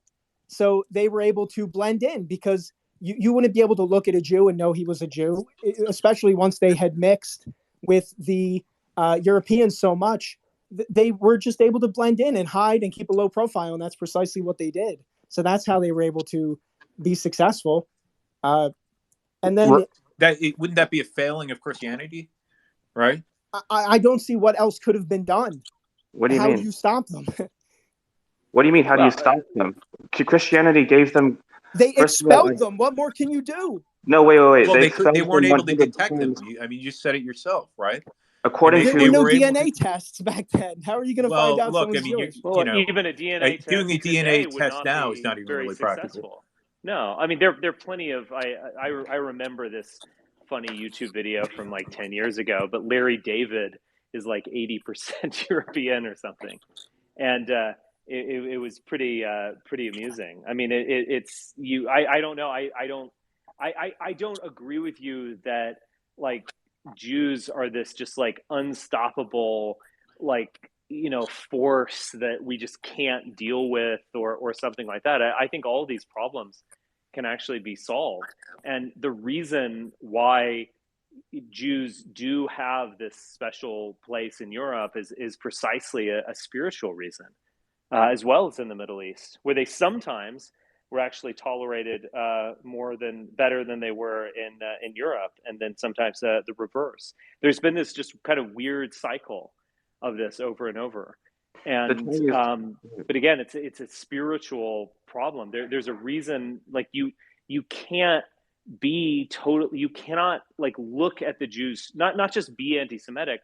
You can't like reasonably and rationally look at Jews, straight if you are ultimately worshiping a Jewish Messiah. It's going to always create this pathology in your mind where you can't really deal with them. You hate them for rejecting their own Savior. Thank you, Liam.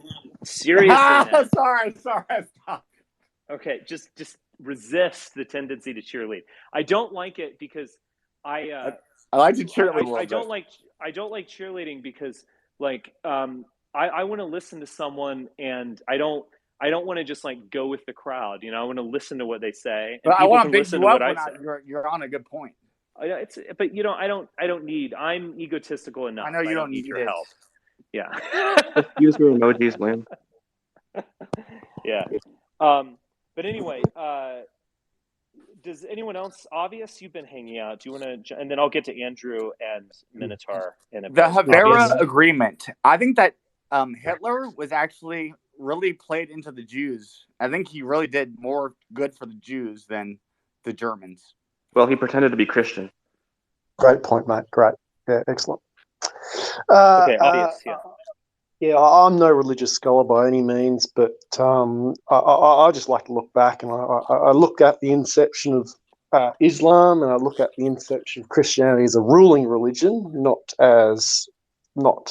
0 AD or whatever it is, like 400 AD, and obviously it's been adopted. But Islam's, especially the inception of Islam, what do you guys know about that? I'm not Islamic, obviously. I'm Australian, white Australian, but it just seems to me like there was obviously a big war going on between Byzantine Empire and what became the Persian Empire, and then this thing just rose up in the Saudi Peninsula in the space of a couple decades, really, and it went on to completely destroy Zoroastrianism.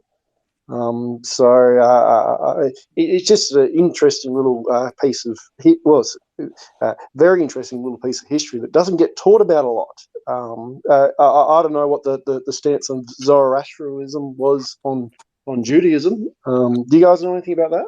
Yes, Zoroastrianism got taken in by Kabbalism, and so it's the light versus the dark, and the dark versus the light, and it's very and that got taken into the Jewish mysticism via Zoroastrianism. By the way, Jews were also very successful in pagan Arabia before Islam. Just saying.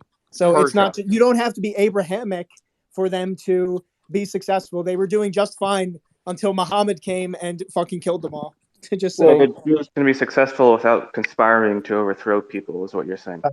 Muhammad was a traveling merchant before he became the Messiah. Is that right? I'm not saying there's any ethnic or religious things before that, but he was a traveling merchant before. I think the Jews created Islam as a controlled opposition against the Christians. Maybe. Okay. Muhammad killed all the Jews, though. Well, okay. Yeah. Broad strokes. Yeah. Okay. If you're gonna speak, ask kind of a question or make a point, because I don't like it when we get off because we're just like hopping around the globe at this point. So what was the point? What's the topic? You can ask Mark and I a question. I mean, I said what I wanted to say. I kind of I wanted to talk about Crenshaw, and then I want to talk about heroism, but I can, we can listen to and respond to some questions if you guys have them. But Andrew, do you want to jump in? Yeah, I have a question. I think wasn't St. George himself like the reason why he's valorized is because he was a martyr for not fighting for the Romans. I think that's what and in a sense that if that's the case, I think he was decapitated because he didn't fight. And I think Nero ordered it. I might be wrong, but if that's the case, then he's kind of like a Rosa Parks, but more extreme, but of the ancient world. Yeah, he was mythologized into a dragon slayer. I mean, that's the most sort of iconic image of the guy, St. George.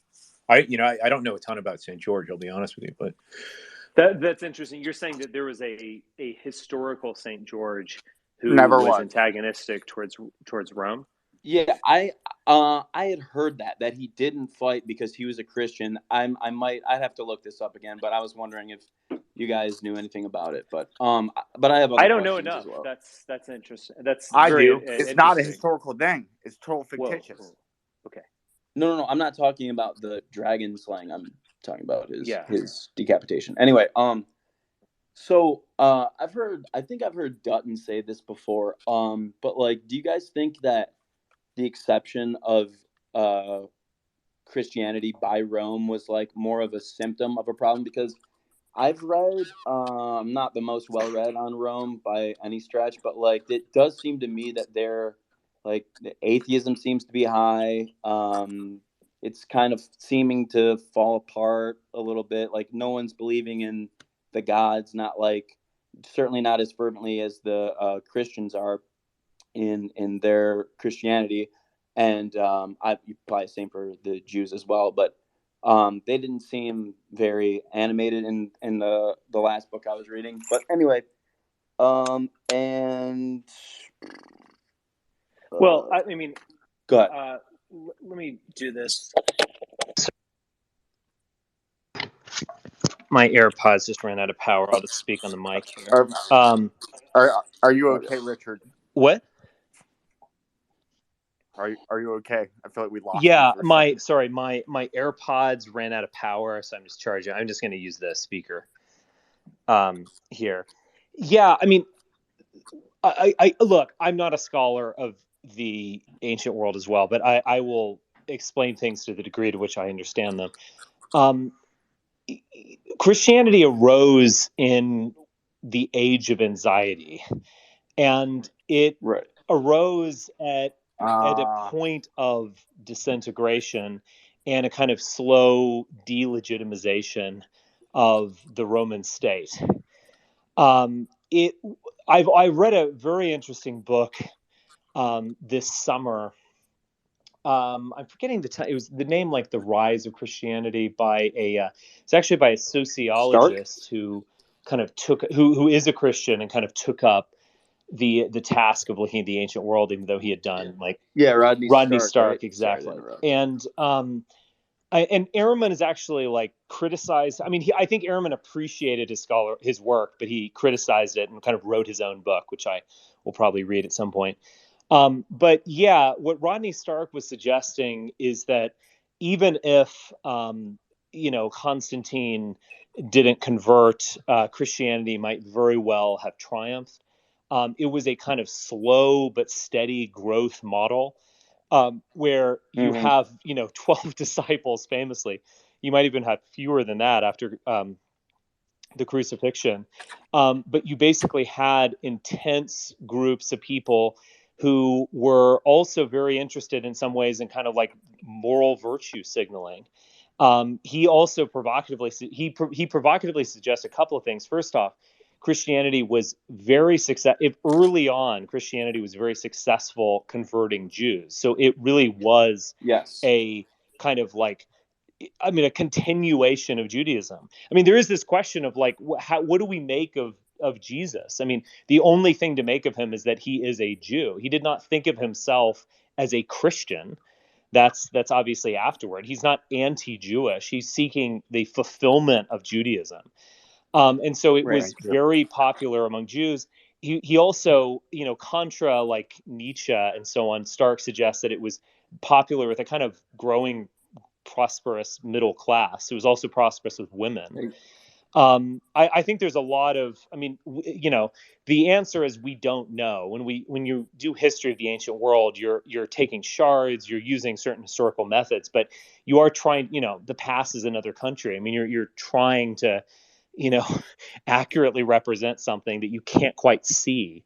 And so there are a lot of problems with it. Now, when you do the history of the contemporary world, it's the opposite problem. You're overwhelmed with data. You can't make sense of it all.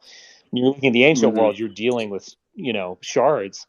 But yeah, I think those are probably, it's probably correct. I mean, there was a slow but steady, it was not a case of mass conversions, when it wasn't a case of people just hearing the story of a resurrected Christ and just converting right then or something. It was a kind of slow model, a kind of intense, small but intense groups. And if each one group could pick up, 5 new members every year, and this metastasized, you do get to kind of exponential growth. And I think that's, again, I don't claim this to be definitive, but I did find this book convincing. Yeah, so did I. Yeah. Say again? I was going to say, so did I. I found it pretty convincing too. One of the things that I wanted to mention was like, okay, it's middle classness that Stark points out. It's Jewishness, and it's femaleness. Like they're all in a femaleness as well. Oh yes, and the urbanness, and these kind of things are not necessarily the woman part, but the other parts are kind of related. So that's why I think like, okay, I can see that like being the case. But I wanted to really quickly. But, okay, let me say this real quick, just to finish the point.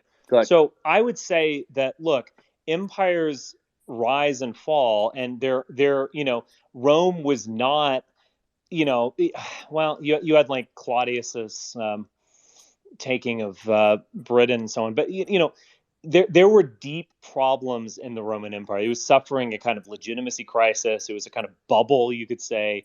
It was a time of anxiety and disintegration. And at those types of points, there is a kind of opening to new religions. So what I would suggest, if we use that as a model, is that we actually will see new religions arise in our time, because we're in a very similar situation as Rome. We're a unipolar power. No one can question us. The dollar rules the world. All that's true, but there's also a kind of sense of decline and disintegration and kind of legitimacy. Like, what is this all about? Like, no one's happy. Everyone hates each other. Extreme polarization, sexual degeneracy and disintegration, but also kind of a weird, like, no one's having sex anymore. I mean, we live in a time of anxiety and disintegration. So I would argue that we are ripe for a new faith.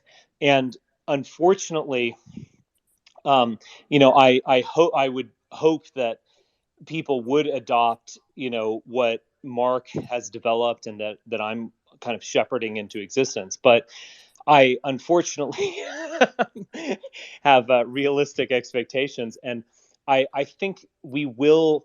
I know this might sound kind of crazy. I do think when people say things like wokeness is a religion or whatever, yeah, that's something Ben Shapiro would say, and it's kind of cringe. But I think it's actually true. Like, I think there's going to be some kind of faith that's going to develop out of the left, and there's probably going to be some kind of weird competing faiths that develop out of the right. And even something like QAnon is really telling in the sense that it had the structure of Christianity.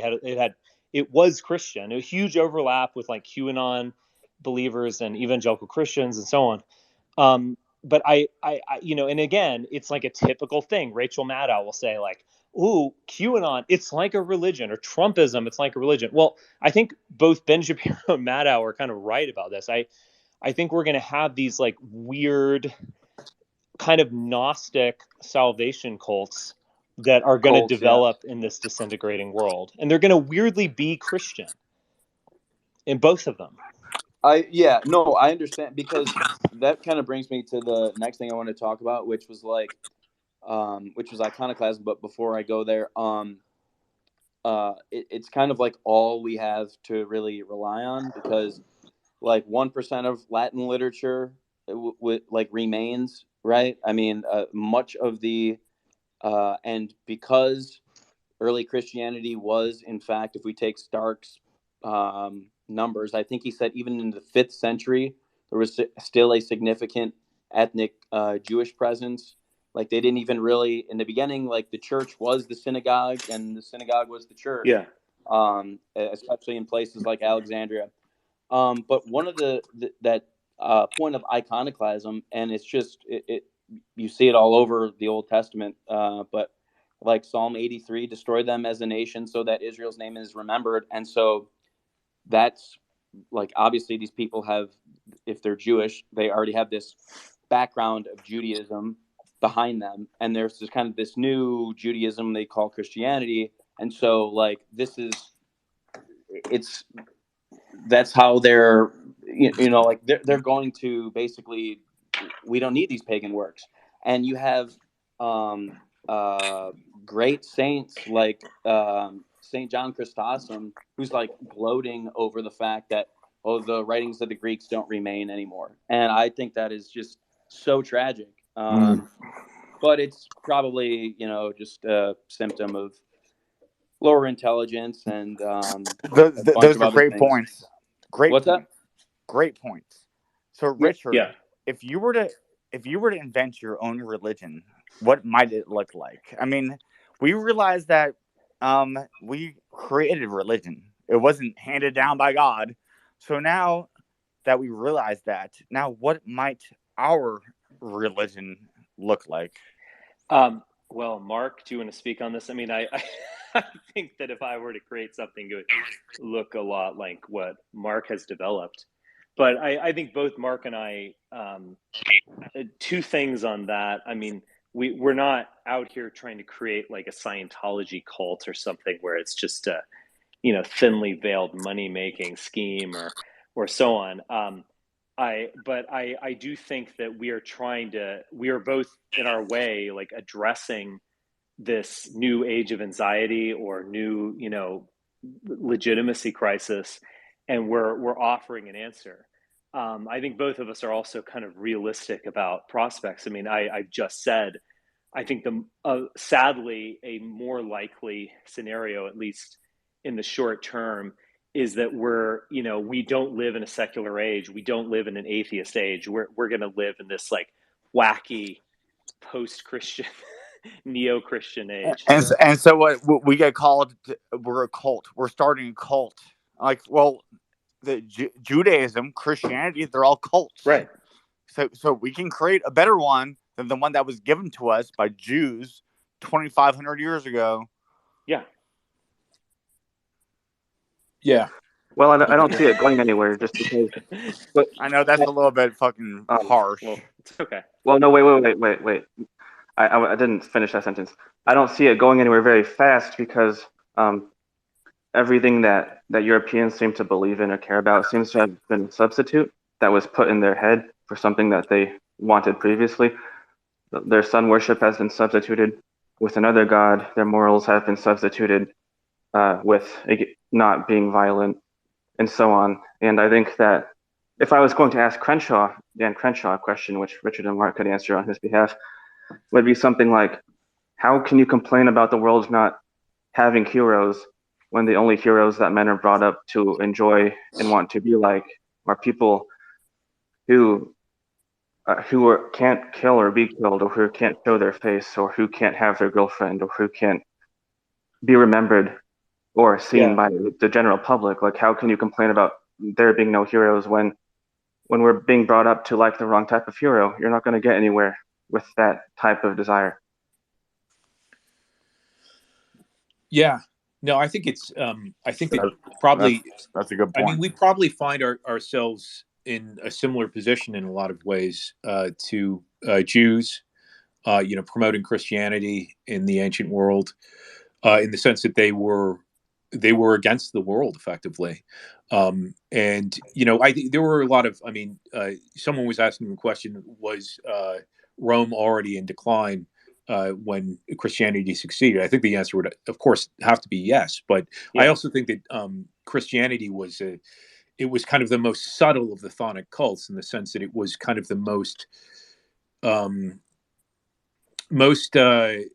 diabolical, I guess, in its way, or it's the most kind of inventive, ingenious of the cult, the sort of chthonic, sort of degenerate cults that existed in Rome at the time, that were kind of managed or controlled by the Romans, who venerated, ultimately at the center of their religion, they venerated celestial Aryan gods like Mars or Jupiter or Apollo.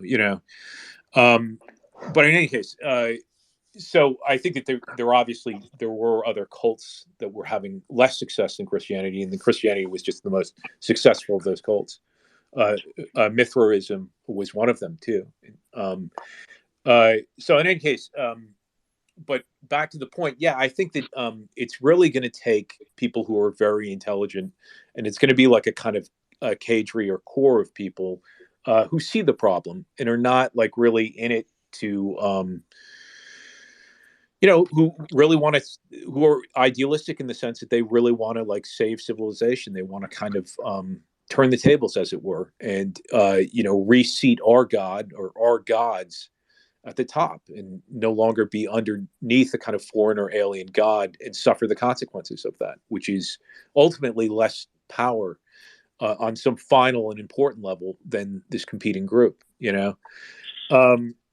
So I think it's going to take intelligent, sort of dedicated people, working in a lot of ways that the early Christians worked, in the sense that they were also against the world. We are also against the world. We don't. We talk about like the comment about like well, how do kids don't have the right heroes today? That's correct, of course, right? We don't have the right heroes in our society. But in the if Richard and I were suddenly if Richard was the president of the world and I was his media manager or whatever, we would convert everyone to Apolloism in 20 years. I mean, but we don't have that power, you know what I mean? So that's ultimately, it's a question of media, right? Media power, media control. What? It's also the power of belief. That's the strongest thing. Yeah, well, it's a belief among a like dedicated cadre of people who are intelligent and who are not easily sort of like deceived or seduced rather by the current milieu. And I'm sure we have to imagine that early Christians had similar temptations, that they weren't also seduced by the pagan world or the Greco-Roman world and remained Christians and remained also essentially Jewish. So we need people who can be moved by ideas, I think, is one of the things too, right? Because really, ultimately, these religions succeed on emotion and on, their propaganda and their art and their stories. Story is a very important aspect of this, creating parables that contain a kind of coded messaging that's moralizing for our own people. But at this early point, we have to convince people. We have to convince storytellers to adopt Apolloism, which will be very useful for our movement. Parablists to kind of to adopt essentially the tenets of Apolloism and start to be creating myth that is our myth, effectively, right? I recently interviewed an Apolloist, and they think that white people are better than black people. How do you, like? I don't want. Well, look, dude. I mean, it's not a question of superiority or inferiority. I mean, obviously, the races have differences, but it's not. You could argue right now that Jews or blacks or you could argue. I mean, Jews are superior to whites. You could argue. I mean, at least positionally, they are, in the sense that they do have more cultural power right now, right? So I don't, but if you're talking about like, are blacks genetically inferior to whites? They're genetically distinct. That's true. They're different from whites. Different, not better. My best friend is black. Well, I'm not going to tell him that he's less than I am. All right. Well, then, yeah, I'm not asking you to do that. I don't think you heard I don't think you actually were listening to what I was saying, right? Well, then because say it again. I think I was basically saying exactly what you were saying. So that we're different. You know what I mean? So hey, can I throw a question, you guys? Yeah, sure. Go for it. Yeah, sure. I have a question for Mark. If that's cool. You got there. I mean, Richard, you can obviously. Yeah. No, I was just remarking you have a very provocative avatar. I'm having so much fun on here. Thank you. Intentionally so, to a degree. So, a quick question for Mark in particular. I'm not super familiar with your work, so I apologize if you've talked about this already.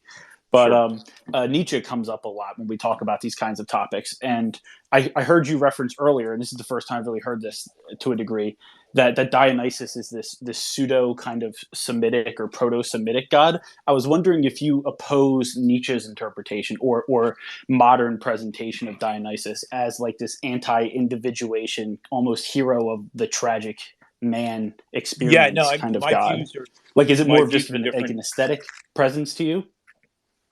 No, my views are different from Nietzsche. So I've written articles about that on. Okay, so you directly oppose. I got you. Well, I don't know that. Like, I mean, Nietzsche obviously was massively influential on me, and I actually think that on Richard as well. I think he was actually leading to sort of the conclusions that we've arrived at. And honestly, I don't think that. I think that he would. Who knows? I mean, the guy's dead, so he can't. He's not at liberty to speak for himself, so I don't want to put words in his mouth, as it were. Yeah. But if I had to guess, I would say that he would be basically on board with this project, in that he was ultimately, he developed, as I developed as well, through the course of my life. We all develop and we all sort of change, or at least those who are capable of changing. And he changed throughout his life, and I think that he was kind of heading more toward the conclusions that we have arrived at, that Richard and I have arrived at with Apolloism. And I'll give you some examples of that. I mean, so in other words, I think that his reading of Dionysus, I think that part of Nietzsche's difficulty, ultimately, I would argue, is that he didn't have the internet, right? And so he wasn't able to kind of like, sort of cross-reference texts in a kind of in the sort of rapid way that I have been able to. And that Richard has been able to, and see that, to really get a kind of clearer picture of what the significance of the true significance of these ancient cults were. You know what I mean? Based on all the information, the vast amount of information that's available to us now. Mm-hmm. So I think he just kind of made a bad call on Dionysus in terms of like, I think. Liam, stop. What? No, I keep muting Liam. Stop unmuting yourself. No cheerleading. So I don't know if he was cheerleading. I think he was actually disagreeing. I don't know, but neither are allowed, though. You can't disagree either. But Dionysius, yeah. So I think it's a misreading, basically, his interpretation, and I think it's kind of, I understand. I think, so he obviously his big bugbear was Christianity. He despised Christianity, and he was looking for ways, basically, to kind of loosen that fetter of Christianity. This is my sort of reading or understanding of Nietzsche, having read all his works, and maybe there's one or two essays or something I haven't read, but I think I've read almost all of his work. And but he basically would champion things that were essentially kind of opposed to Christianity, or he perceived as opposed to Christianity. So he would champion something like Buddhism, right? And he would talk about the virtues of Buddhism. He'd talk about the virtues of Islam. Now, you never get the sense that he was interested in converting everyone to Buddhism or Islam. No, I mean, what was clear throughout all his work is that he really venerated the Romans, and he really venerated the sort of Greco-Roman and the kind of classical lifestyle and worldview and aesthetic and the sort of the robustness, especially the Romans. So that's made clear through his work. And so I think he kind of makes a misreading with Dionysius, in a very understandable misreading. And actually he may have, I don't know if this is the case, and maybe it's right, maybe someone has recorded this or this has been studied, but my sense is that he may have taken his mistake from Tacitus, who also I think has an incorrect reading on Dionysius. And Tacitus's reading on Dionysius was actually not a kind of majority opinion. It was a kind of outlier opinion, I would say. And Tacitus looked at the cult of Dionysius, and then he looked at Jews, and he saw Jews as these kind of dour, serious people that didn't seem like they had a lot of fun. And he was looking at like religious Jews, explicit Jews, as opposed to Jews that were, more assimilated into pagan society. So I think he just kind of he just made a bad call on that effectively. Yeah, I respond to Mark. What's that? Yeah, Brendan, you can respond, and then I'll get the other two people. I appreciate it. Thank you. If you want to send over what you wrote, I'll gladly give it a read. I appreciate you answering. Yeah, it's very interesting. I mean, Nietzsche was signing his letters when he was on the edge of madness. He was actually signing his letters, Dionysus, and so and on. Dionysus the Crucified, which is an interesting title. Yeah, I think there's a lot there. I mean, it's interesting. I think once Mark and I get the book out and all of this, I think it's going to open up like a lot in terms of Nietzsche. I'm actually, as Mark knows, we're reading Zarathustra with a group of mine, and I'm kind of, my mind is really like the wheels are churning. I think there's a lot that can be done in terms of Nietzsche scholarship and kind of criticism of Nietzsche as well. That's kind of opened up due to the fact that Mark has kind of like broken the ice. Yeah, and I think it's like, look, Nietzsche was the man. The guy was completely badass, and he has had a massive influence on me, and he's had a massive influence on Richard. So it would be in the tone of like, correcting things that he probably may not have been able to know, or he just kind of made a bad call here or there or whatever, but they're kind of like understandable mistakes, and, you have to produce work in your life. And at some point you have to kind of make a call, or you have to make decisions, and you'll get some things wrong. I mean, it's just, we're human, right? And I've had to correct errors that I've made in the past as well, analyzing myth, where I just realized that I had just made the incorrect reading. So I had to kind of go back and repair the damage. But at some point you have to produce work so that because I know that I'm right. I know that I've gotten a lot right? So you just have to produce the work and submit it to the world. And some corrections will be made, maybe after you're dead, or, while you're alive, you'll make the corrections, or other people will point out the errors. You know what I mean? So, that's just the way it is. And I think that we're not kind of like, I think that in a way, I think that Jews do have a much greater symbol understanding, or have a much greater kind of intuition for myth, because I think that Christianity has had a kind of blinding effect on us in a lot of ways in terms of understanding myth. But that's another point. I mean, one thing that he does say though in Will, I think it's in Will to Power, so it might just be kind of like a note, effectively, that he wrote. But he creates that famous dichotomy between Apollo and Dionysus, which I of course I think that's a legitimate dichotomy in a lot of ways. But I think ultimately it's a kind of racial and ethnic dichotomy that I don't think he fully understood, right? But that's just a kind of misunderstanding of the myth. But I think that he did ultimately understand it, because when he writes in Antichrist, the Antichrist, he says, the sort of the twin evils that are facing Europe are Christianity and alcoholism, or alcohol, right? And I mean, what is Dionysus but a kind of like embodiment of alcohol, or he's the wine god, right? So so I think that it was just a kind of I look at that as like just a kind of mistake he made, but a very understandable mistake. And I mean, but I think he was basically on our page, and he would have headed to where we're going.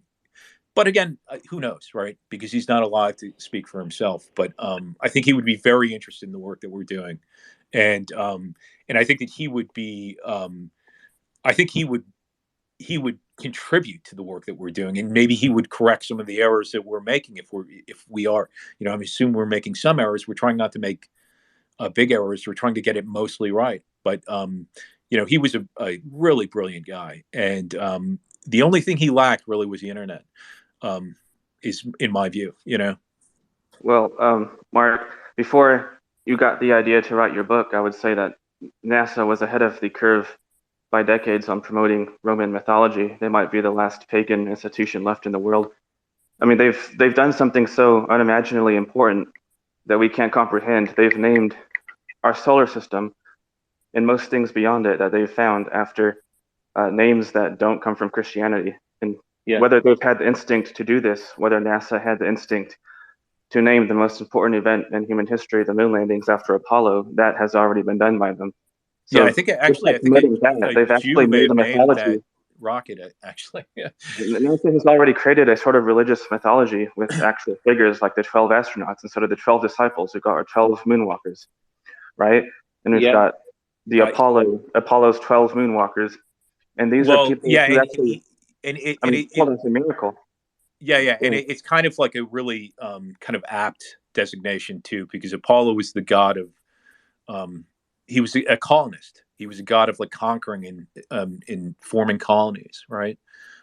That's why I think that this term, the term Faustian, or at least to the extent that it relates to European expansion, is kind of redundant in a sense, because Apollo already sort of represents that. I would also say that Apollo is also a universal god too, more than Jesus, just because Apollo likes to dominate and colonize. And this god, first, a religion that's universal would obviously include space travel and the stars and exploring different realms. And so I think that type of universalism that's based in the real dimension that we live in is actually positive. Well, he's universal in a sense, but in another way, he's not universal, I would say. But he is. I think I have this idea of unicultures versus petty cultures, and I think that Christianity would be an example of a uniculture in the sense that, like, it doesn't recognize borders. Anyone can become a Christian, so it's universalist in that sense, right? And it also, but petty cultures would be something like, the beers that you can get in Seattle versus the beers you can get in Vermont or something like that. The dance that they have in Germany versus the dance they have in Spain, or that sort of thing. That would be an example of petty culture. And I think that really, for a long time, I would argue that Europeans, I mean, it's a kind of tragic thing to contemplate. And I don't want to like kind of oversell the sort of importance of our project here, though I do actually, because I think it's very important. But it's just that I think that we haven't really, as Europeans, been engaged in uniculture, because at the deepest level of our culture is Christianity. Like the deepest and most profound source right now is Christianity. And I would also say Europeans have never practiced ethnic nationalism. The so-called flag-waving nationalism that caused wars was actually different sects of Christians fighting world wars with each other. It was never really based on ethnicity. Well, yeah, but the Romans and the Greeks were very concerned about their gens, their familia, or about their race, and they wouldn't have. They were less prone to religious wars. To your point, yeah, I mean they weren't having religious wars like Christianity was having religious wars. So I would agree. The Irish and the Anglos never really fought. I mean, the religious wars they were having in the Greco-Roman world were of a different nature entirely. They were of it was like Dionysus versus Apollo, or Dionysus versus Zeus, right? There were these chthonic cults, and then there were these sort of celestial public cults that were kind of the legitimate cults that were considered, the normal cults, as it were, the normie cults. And then there were these sort of dark cults where people would go off into the woods and have orgies and have weird like rituals and stuff like that. Some of those, I argue, are ultimately proto-Jewish cults, and some of those would get what? Just as an example for Keith Woods, I could, if you listened, the Irish and the Anglos never really hated each other during the Troubles. It was a religious conflict, also not ethnic. Absolutely. So I would agree. I would agree with that. That the root of the conflict between the Irish and the English was a religious conflict. I would agree with that. There are ethnic differences between the English and the Irish. That is the case. But I think that they could have been resolved under a different system, where it's just not.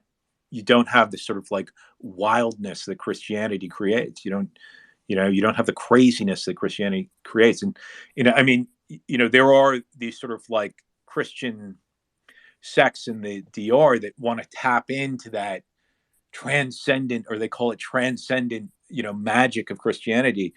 But it is a kind of like berserker madness on some level. Even the Confederate States of America were saying stuff like, oh, God gave us the right to own slaves. Jesus says we can own black people. Even that war was based with that type of reasoning, and all of those trophy statues that are being torn down, all of those generals fought for a side that used Christianity as an excuse to attack. Yeah, well, Christianity is not a racist religion, so it's absurd that Christianity would be used to promote racism.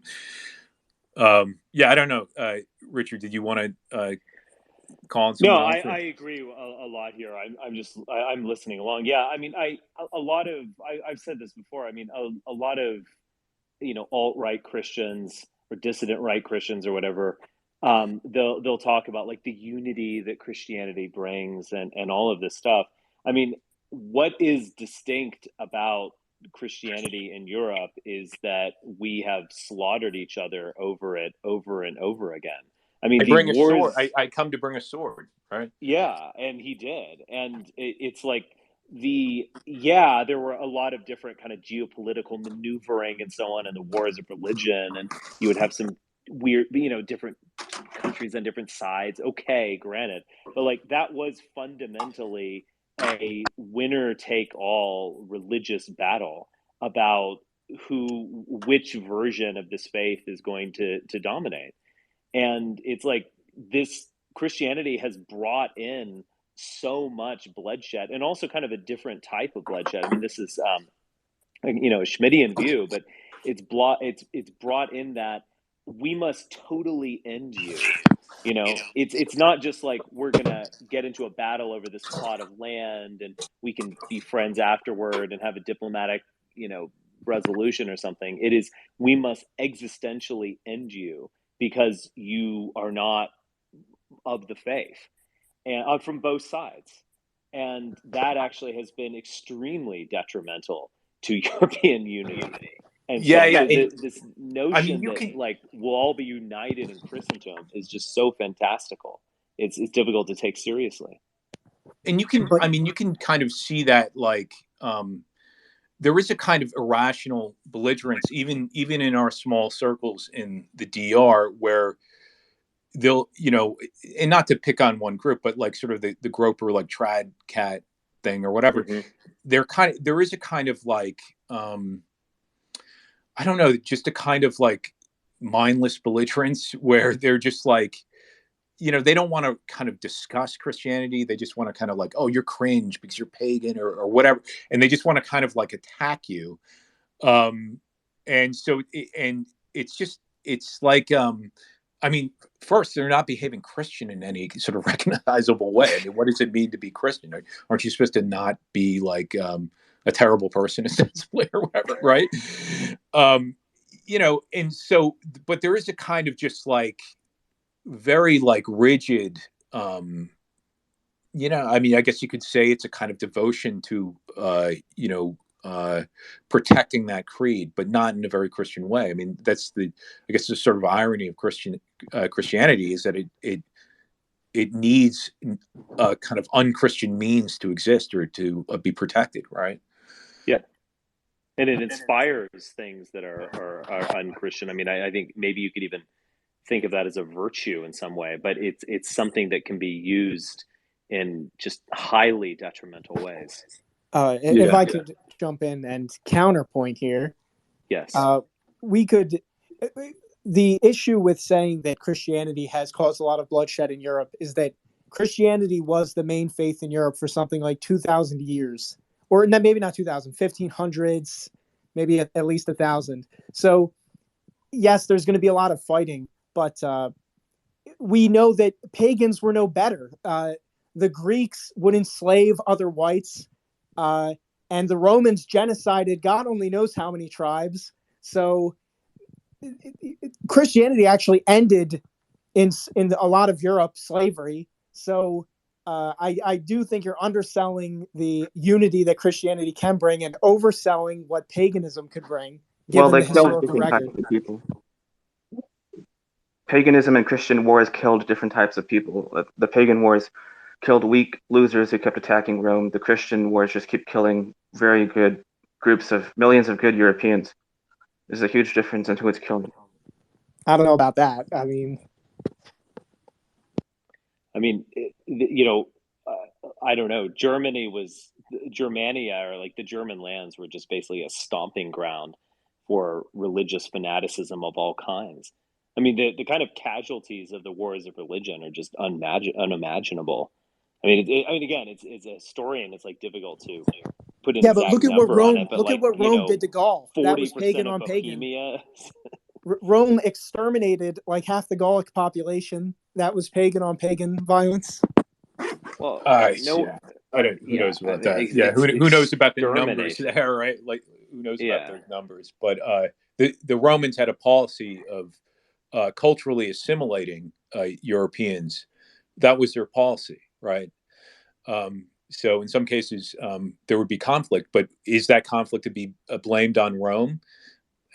Probably in a lot of cases it can't be blamed on Rome, right? So I mean, they were encountering resistant people who had regional tribal chiefs that had an interest in, it felt like their power was going to be diminished in some way, and then you had other chiefs that were siding with the Romans who wanted to be assimilated and become effectively Roman, or so I mean, it's not, but the religion though did cohere Rome, and it kept Rome intact, and Rome was the civilization in Europe then. I mean, when you're talking about these other civilizations, they're not really, I mean, they're pretty primitive civilizations that you're talking about. I mean, they're above Stone Age, but there's not a lot going on. Rome was the civilization, and they were civilizing Europe. Were they doing it in an overly brutal or harsh or genocidal or overly violent way? That's a matter of certainly perspective. Not genocidal. I mean, that's a matter of perspective. They were looking to assimilate people to their religion, and So I mean, but the other thing too, because this is the key. Like, religious toleration is a Roman virtue. Like, you can accept gods into the pantheon. It can expand, and you can, in that way, recognize real regional and ethnic difference, which of course no one here would deny. You can celebrate the difference. In fact, but with monotheism, you just simply can't do that. And even within like strains of monotheism, you cannot allow. I mean, the creation of like cuius regio, cuius religio was totally reasonable and diplomatic response to a situation in which the only good Catholic is a dead Catholic. The only good Protestant is a dead Protestant. It was a reasonable solution to a just horrifying state of affairs that might have been, in some instances, replicated in the Cold War, where we weren't searching for unity across the white race or unity across Western civilization. It was better dead than red. The only good commie is a dead commie, or, viva Krashu, Sovietism, and it was an ideological Puritanism that there is no way between. You can't tolerate communism, or you can't tolerate capitalism. You have to exterminate it. This is kind of like a fundamentally monotheistic outlook. And the Roman, I mean, no one here is claiming that Romans were perfect or not brutal on occasion or something. But like the impulse and their program was about assimilation and toleration. There's also something kind of like psychotic about killing someone in the name of Christ, or you know what I mean, or believing that your enemy is going to go to hell, or he doesn't really believe in Christ and you really believe in Christ, or I mean, there's just something completely batshit about that, which you don't really encounter among the pagans, or at least among the Greco-Roman pagans. Well, the Greco-Romans never claimed to be pacifist. The Christians do. So it's hypocritical. Yeah, exactly. It's a kind of hypocrisy. Well, they don't, right? though. You understand what I'm saying? Yes, they do. Like, look up early church. Do you know what the doctrine of holy war is? That's been a doctrine for a long time. All the early Christians, they were that's what we're talking about. So is it the doctrine of turn the other cheek, or right? Well, how is that Christianity is quite Christ-like? flexible. How's the doctrine depending of on the holy war situation. Christ-like? Would Well, Jesus a holy approve? war is exactly what we want to avoid. Like, we don't want holy wars. A holy war is a all or nothing crusade against evil in your mind. That's not what we want. We actually want really reasonable, like, solutions to these problems. We don't want to exterminate heretics. If anything, we want to recognize, like, other peoples and faiths and tolerate them and bring them into the pantheon. We don't want to, I mean. Yeah. Well, then what's your problem with like modernism? It already assimilates and tries to create multiculturalism. That's not a good faith question. Come on, dude. Come on, bro. If I couldn't interject, seriously, do better than that. I think but because it's rap videos and it's basketball games. Come on. Yeah, obviously we're against like this current version of multiculturalism, but one of the ways that like Americanism, and I think that's a better word for it, is attractive, and it's hypocritical. It's a bad faith effort. But one of the ways it is attractive is that like celebrate the difference, in the sense of like, we recognize your identity, and I actually think that's a good thing. And I don't think liberalism is I don't want to go to like Browning, which is an Indian reservation near where I live, or go to some place and be like, oh, your ancestors are in hell. You have to be my way or the highway.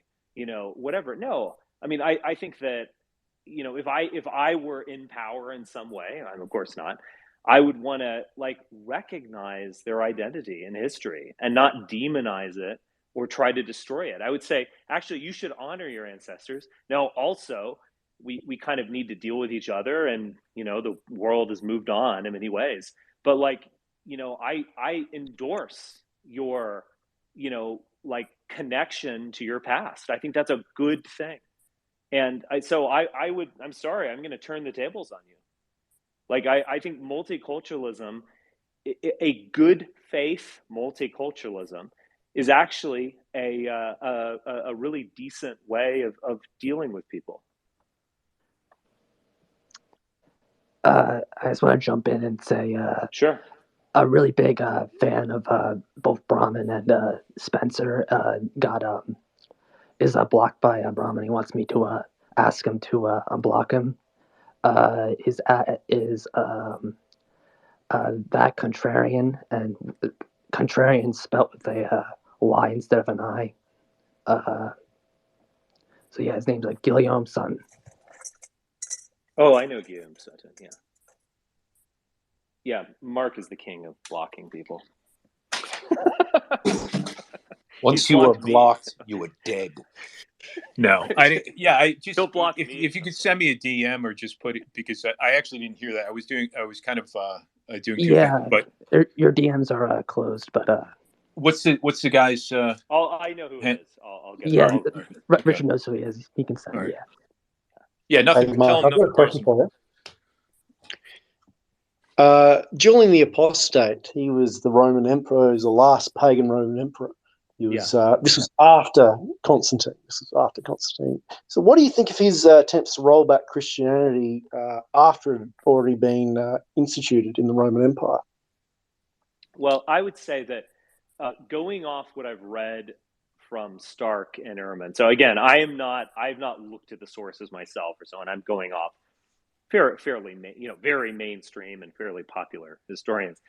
I would say that it was a losing effort in the sense that Christianity had already triumphed popularly, and it wasn't just a matter of like Constantine was personally converted and then it was a total top-down effort.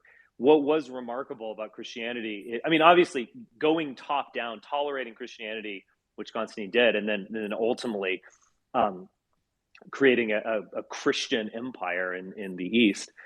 Top-down was, massively effective and essential in Christianity's triumph, but there also was like a very strong bottom-up effort.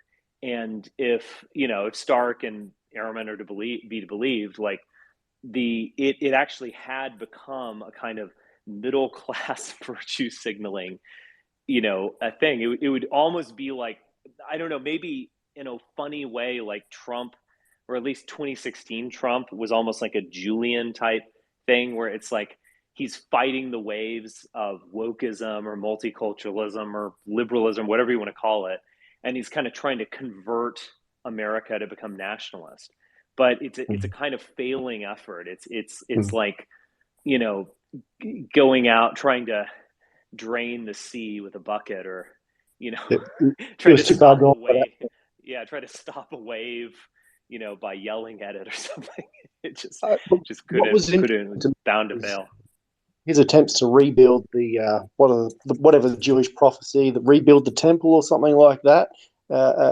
So he was trying to isolate the Jews in Israel, I guess, that Palestine or whatever it was at that time, against the Christians, which was that just got my thinking a little bit. Do you think a rebuilt temple? We're going down to the weeds here. Do you think an actual rebuilt temple on that hill could precipitate the end of Christianity in the West? I don't know. It's just it was just something that just stuck out to me, and what he was trying to achieve. Well, there are all these fascinating contradictions. It's like, again, contra all these, alt-right or dissident right people who, claim that Christianity is the most anti-Semitic religion possible or something. The most fervent Zionists are Christians. And it is funny. Even Trump mentioned this, because Trump is funny. He'll sometimes say something bombastic and stupid, like 95% of the time. But then 5% of the time, he'll say things that are like really insightful. And he's mentioned that. He was like, well, we MAGA people, like we're super Zionists. It's actually the Jews who are anti-Semitic. But he's actually kind of right, on some basic level. And there is this kind of weird contradiction between, Christian multiracial America and the white, rump remnant of a older white America that's fanatically in support of this Jewish state in the Middle East, which is kind of multiracial in its own way, but also, but obviously ethno-nationalist in its own way as well. There are just these funny contradictions. I think it's kind of interesting Julian trying to kind of cut off Judaism from Christianity. But I don't know. I'm thinking out loud here. I'm not.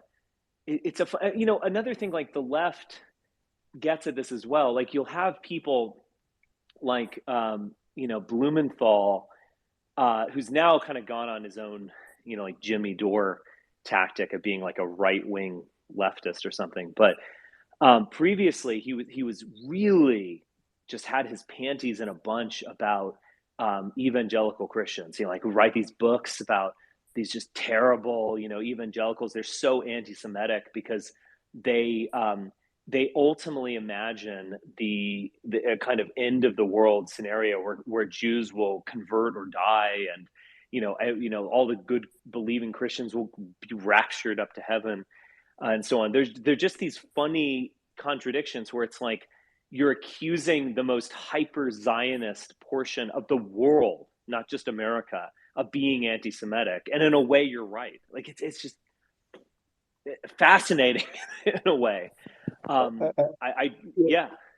I've got one little point. I'll let someone else interject. It's interesting to me. Like, obviously, we all know the roots of communism, but the USSR, that was an anti-Zionist state. Well, nominally, and Europe, as it is now, it's largely secular, and that's also like I'd say anti-Israel feelings in Europe is far higher than it is in America. So. Sure. And if you look far further afield, China or anywhere else in the world that isn't touched by Christianity, the Zionism is not there. So that just leads me to believe that Christianity is kind of like a bulwark. It's like a PR campaign for.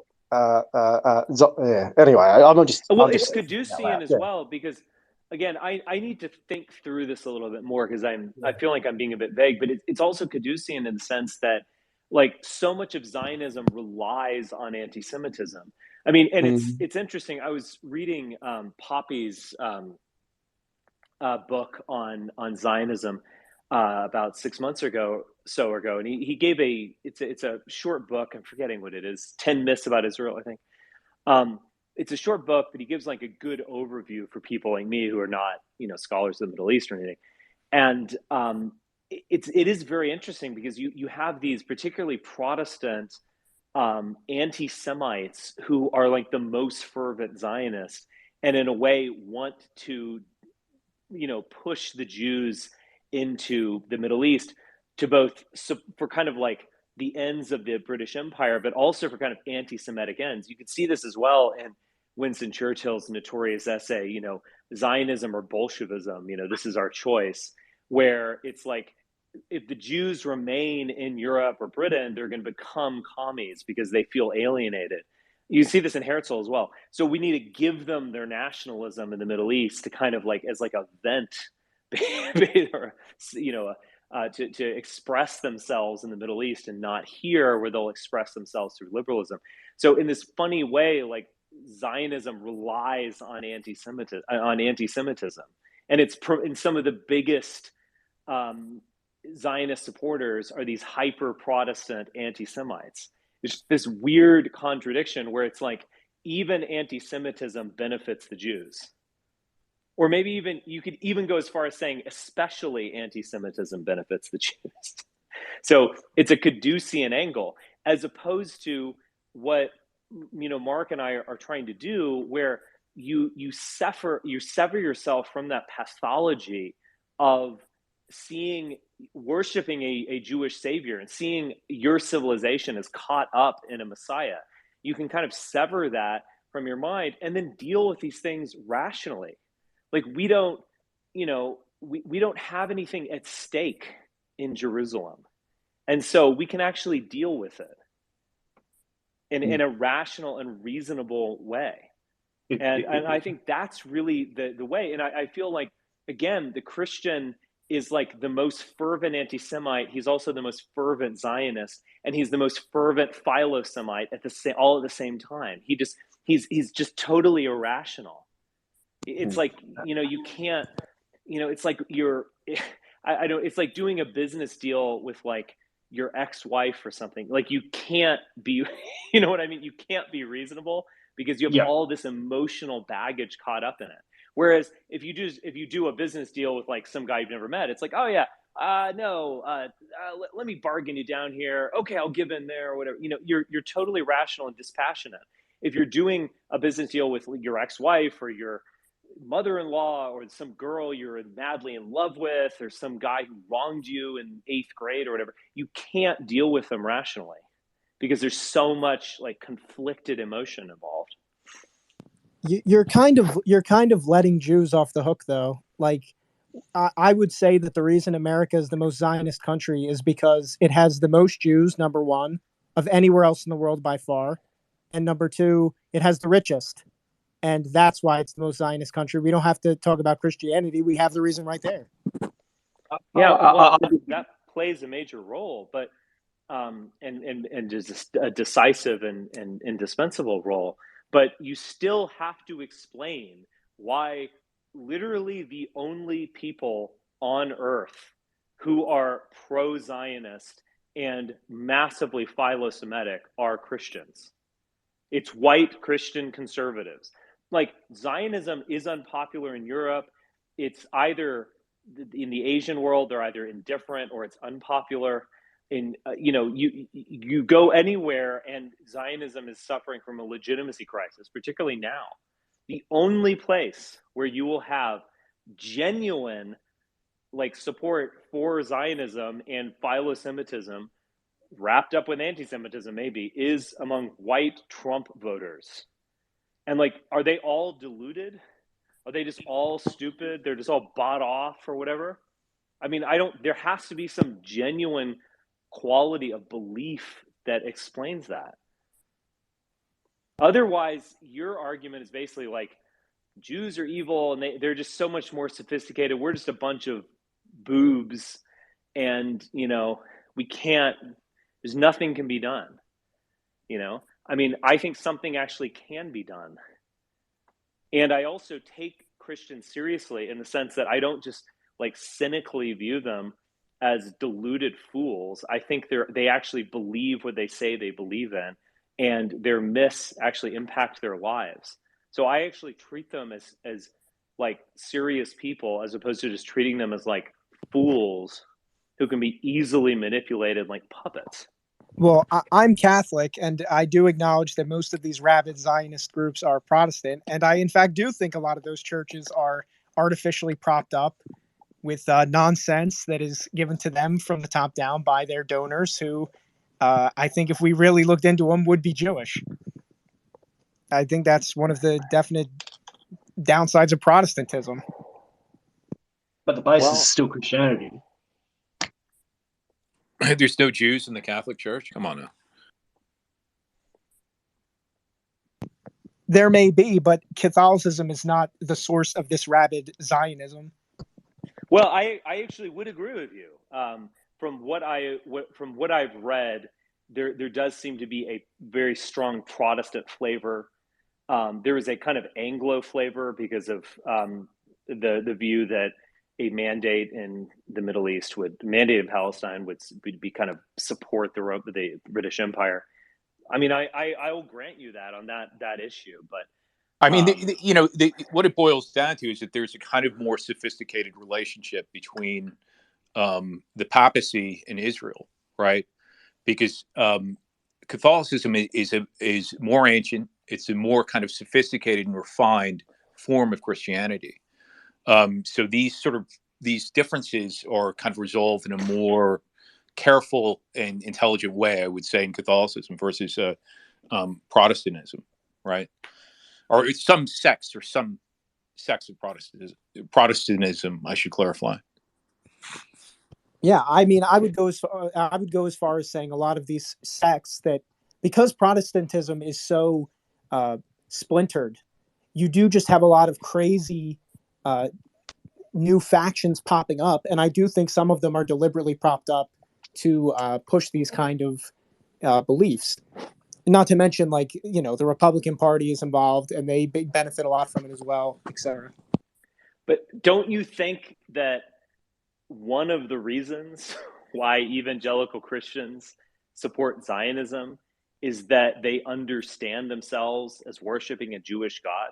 Like, I'm actually not going to deny the money involved or like the flights to Israel, etc. Well, that's explicit. You know, I mean, but that's like, explicit. yeah, like of course that's happening, and that's decisive, or at least very important. But like, don't you think there's a spiritual basis to this? You know, it's like you don't see this among like I don't know. Couldn't they have won over the the hippie movement, or like couldn't they have won over I don't know, fans of baseball or something? It's like no, they won over people who worship their Messiah. You know, like I don't know what to say. It's a kind of more explicit veneration of Jews versus the Catholics, where it's a kind of more, it's sublimated, it's more understated veneration of Jews. There's a little more pushback there, or there's a little more sense of identity, as it were. But it's ultimately, as we discussed, the people that opposed, again, despite all the flaws of National Socialism in Germany, the voting bloc that opposed National Socialists were Catholics. It was the Catholics that opposed them. Basically under the directions of the Pope, and the Pope was the kind of the last holdout in Europe. He was the last sort of strong voice against German National Socialism. So when it comes to racialism, Catholicism is as anti-racist as any of the creeds. Obviously, I mean, Catholicism is very interested in inviting Mexicans, into their pews in America, for example. It's not. There's nothing racist or racialist about Christianity, which I think is, and that I don't think that you're making that argument, but it's a point worth making on this discussion, because we're not interested in being anti-Semitic, or really even being anti-Semitic at all. But that is kind of the bag of Catholics on the right, is that they are not ultimately racialists. That Christianity is not a racialist creed. It just isn't. It's an anti-racialist creed. Yeah, I get what you guys are saying. Just to go back to Zionism, I think what I wanted to say was, in many ways, we're living in this post-World War II order, and Catholics were much more Jew skeptical prior to the outcome of World War II, and that basically forced the faith into this position where it had to make a lot of concessions to the winners, and which were the Jewish power structure, and just to go back to Germany for a second, I would say the main reason they opposed the National Socialists is because there was already a Catholic Party in Germany. It wasn't particularly about race. It was more about there was already a Catholic Party, so why would you vote for this other party? That's the main reason they didn't vote for it. Okay. Anyone else? I'm kind of ready to call it a night. That was a racialist party? I mean, enlighten me. Centrum? That was a No, Centrum was hardly a racialist party. Yeah. So, I mean, the point is invalid. And also, because the point that I'm making is that Catholics are opposed to racialism. I mean, it's just a kind of historic fact. The papacy. Also, if you go, you can find philo-Semitism in the papacy, but you can also find anti-Semitism. You can find, look, if you scratch any figure from like 60 years ago, you can find anti-Semitism, any non-Jewish figure, and many Jewish figures. It's just not like, it's not particularly interesting to say that like, oh, this one writer, from the 1920s was an anti-Semite. Look at this quote from his diary or something. It's just not an interesting fact. You could find that among communists. Yeah, but as far as the racialist question goes, the church has always been anti-racialist. In the 30s, they were issuing papal bulls against eugenics. Right? They were They were against the eugenics movement. The Catholic Church was against the eugenics movement.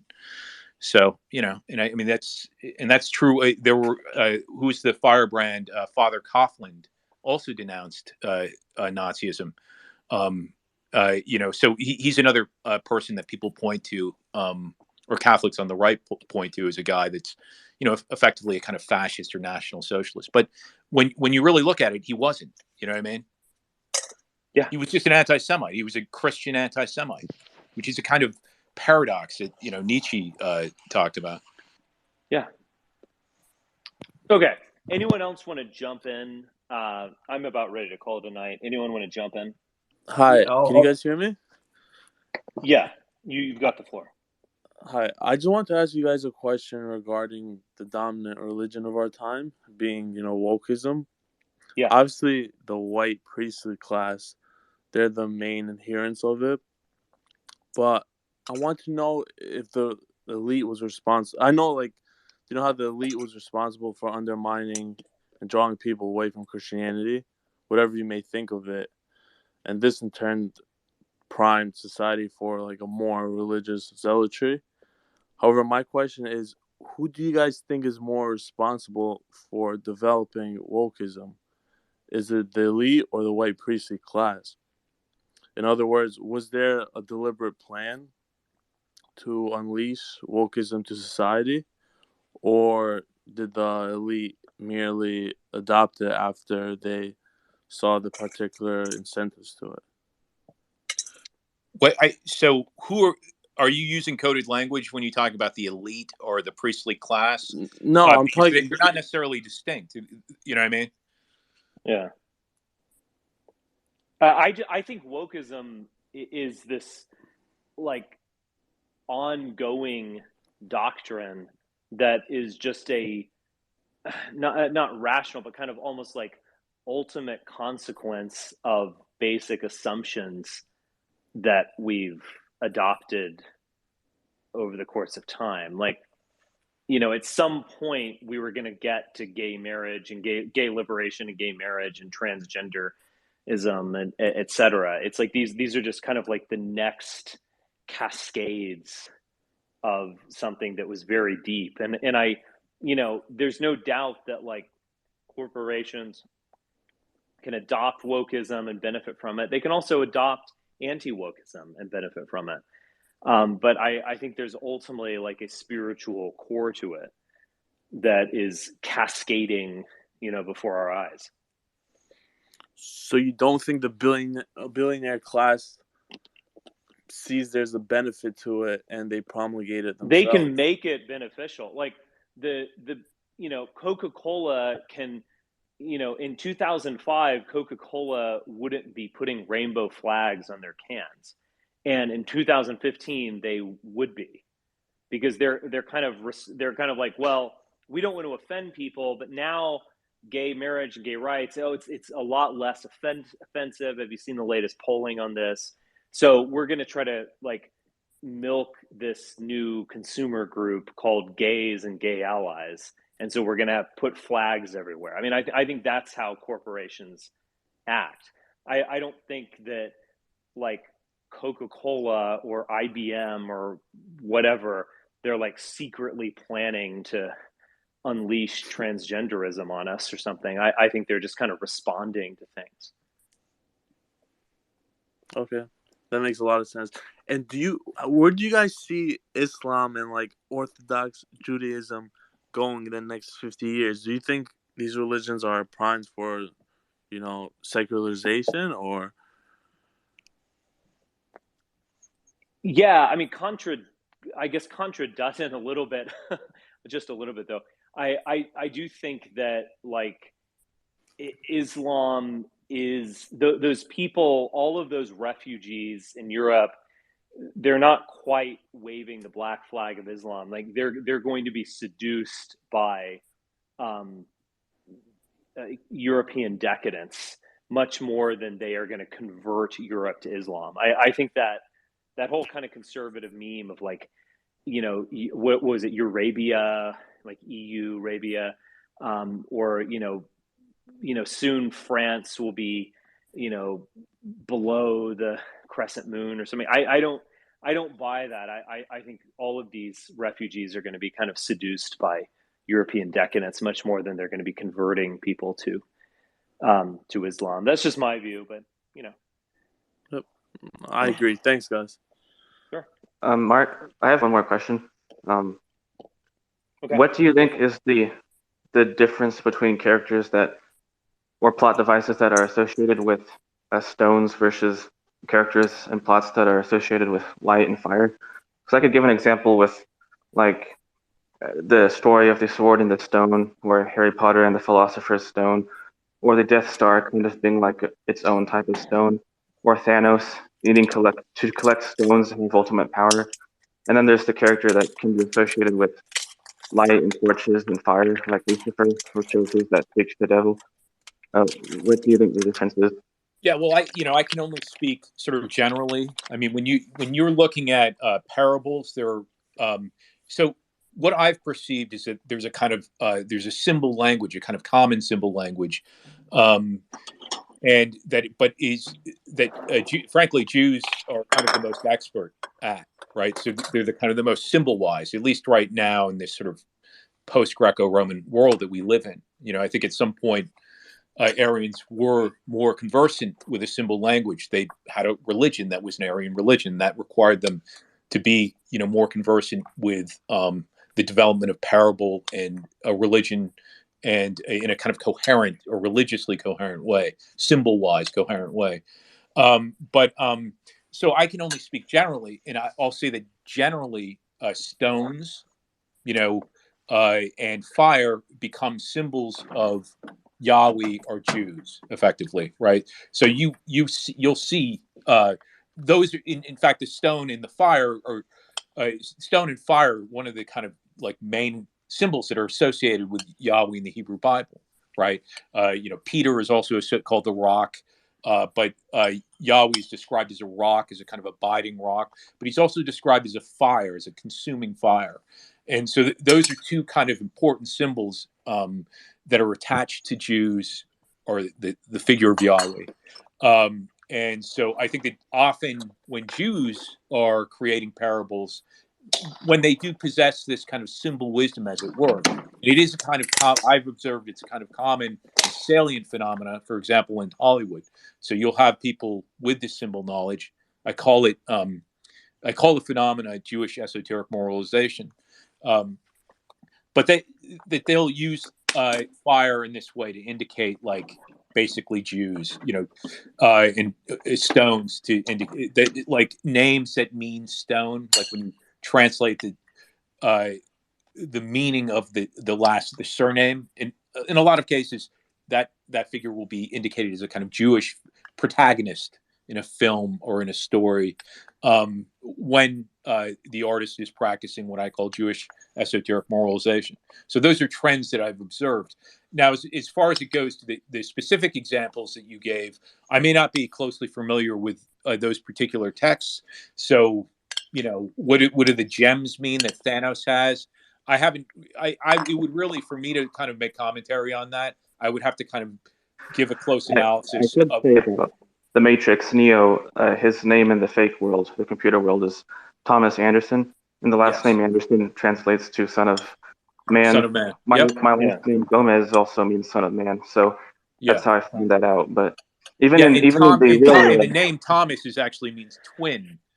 Thomas, I've observed that Thomas is also one of these kind of Jewish identifiers in Gem, because twin, and the idea there is that he's the twin of Jesus Christ, right? And even Neo means one. It's an anagram of one, and his lover is Trinity, and that him and Trinity and Morpheus make the three Trinity people. So, I didn't pick up on that one. So Neo means one, huh? I believe I thought I didn't know it actually. Neo, I thought maybe it was a reference to I don't know, the New Covenant or something, because he is evidently like a Christ figure, but I didn't really come to a conclusion on Neo. Then I wonder with the steak, wanting to eat the steak and stay in the fake world because of the steak, that might be something important, just because there's a Bible story about the difference between steak and offering. Cain and Abel, one of them offered meat. And so I'm thinking, oh, maybe the guy who is a traitor in the Matrix, he wanted the steak. I don't know.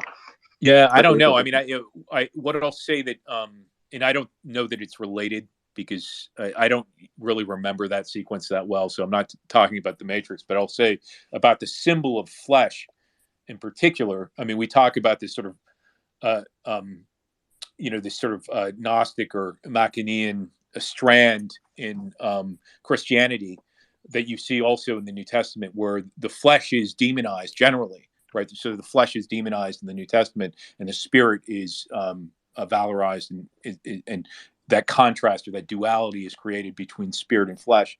The word that they use for flesh, though, I mean, it strikes me as a kind of even pejorative word, but it has two kind of very sort of poignant meanings.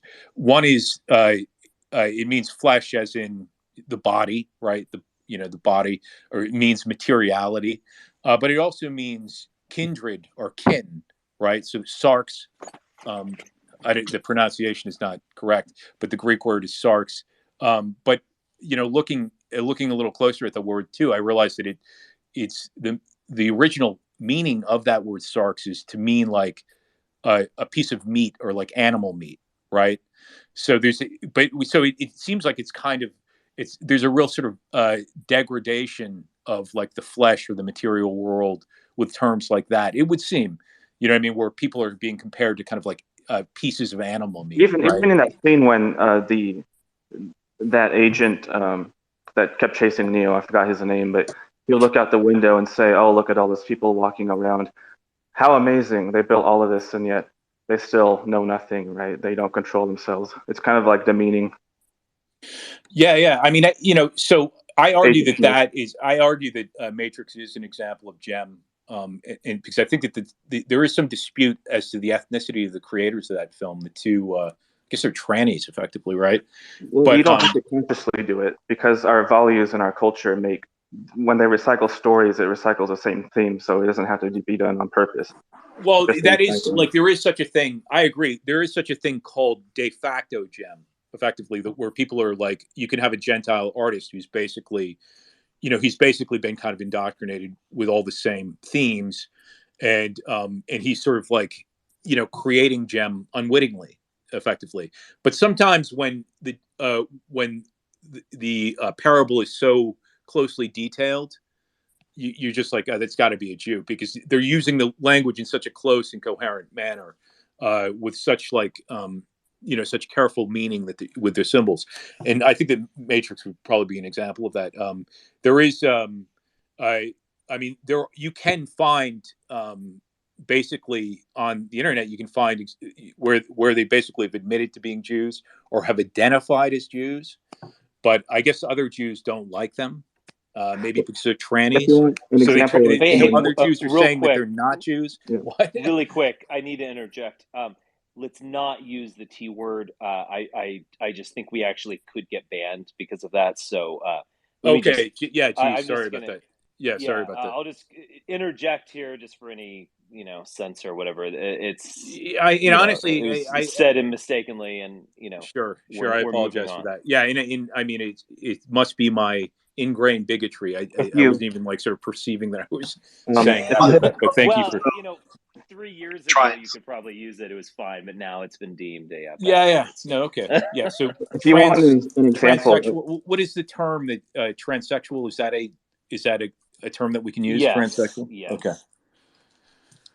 If you want an example of someone who does create this stuff on purpose and knows that they're doing it, because it's rare to find it, you could just see the video of Sarah Silverman saying, "Oh yeah, I love being in this Christmas show because we wrote all the Christmas songs and I think it's funny, ha ha ha."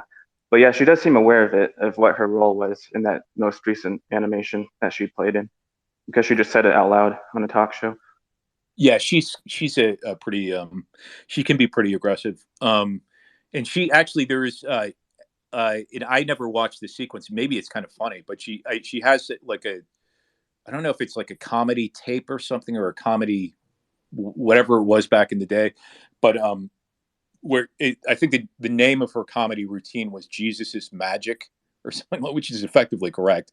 But I guess she just kind of dumps on Christianity, and I know that David Duke used to bring it up often on his podcast that she was deliberately trying to insult and antagonize Christians, which I think that she probably was. I mean, I think that that's correct. But I think that generally, though, the idea that Jews are antagonistic to Christianity, the relationship is much more complex than I don't that. think they hate Christians. No, I don't think they hate them. I don't think Jews hate Christians. No. I don't think that they do either. You know what I mean?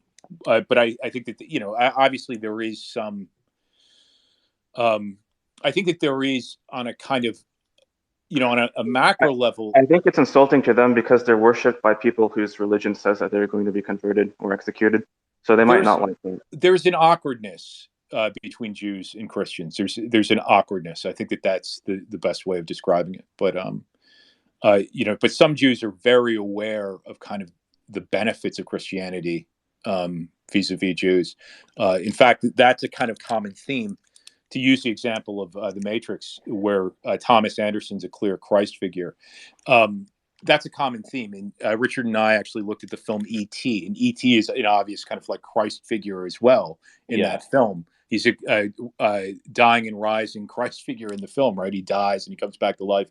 And there were other symbols that are indicating him effectively as this kind of Jewish Christ figure. And so it's, so in other words, in GEM, or Jewish esoteric moralization, Jews convey that they understand that Christianity ultimately is not antagonistic to Jews. It's actually beneficial, and they understand that Christ was a Jew, right? Well, they probably learn all the symbolism within their social circles. I don't know where else they learn it from.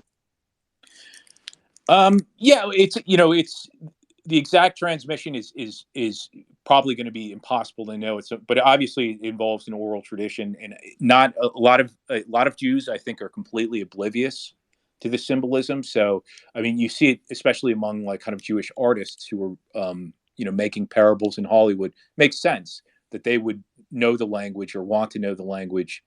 And I think that but I think a lot of Jews are not, we have that in Matrix, you have the metaphor of being red pilled. I think a lot of Jews are not kind of like red pilled on Jews, you know what I mean? In the sense that I don't think that they realize how sophisticated a lot of the messaging in, Jewish parables in Hollywood actually are in a lot of cases.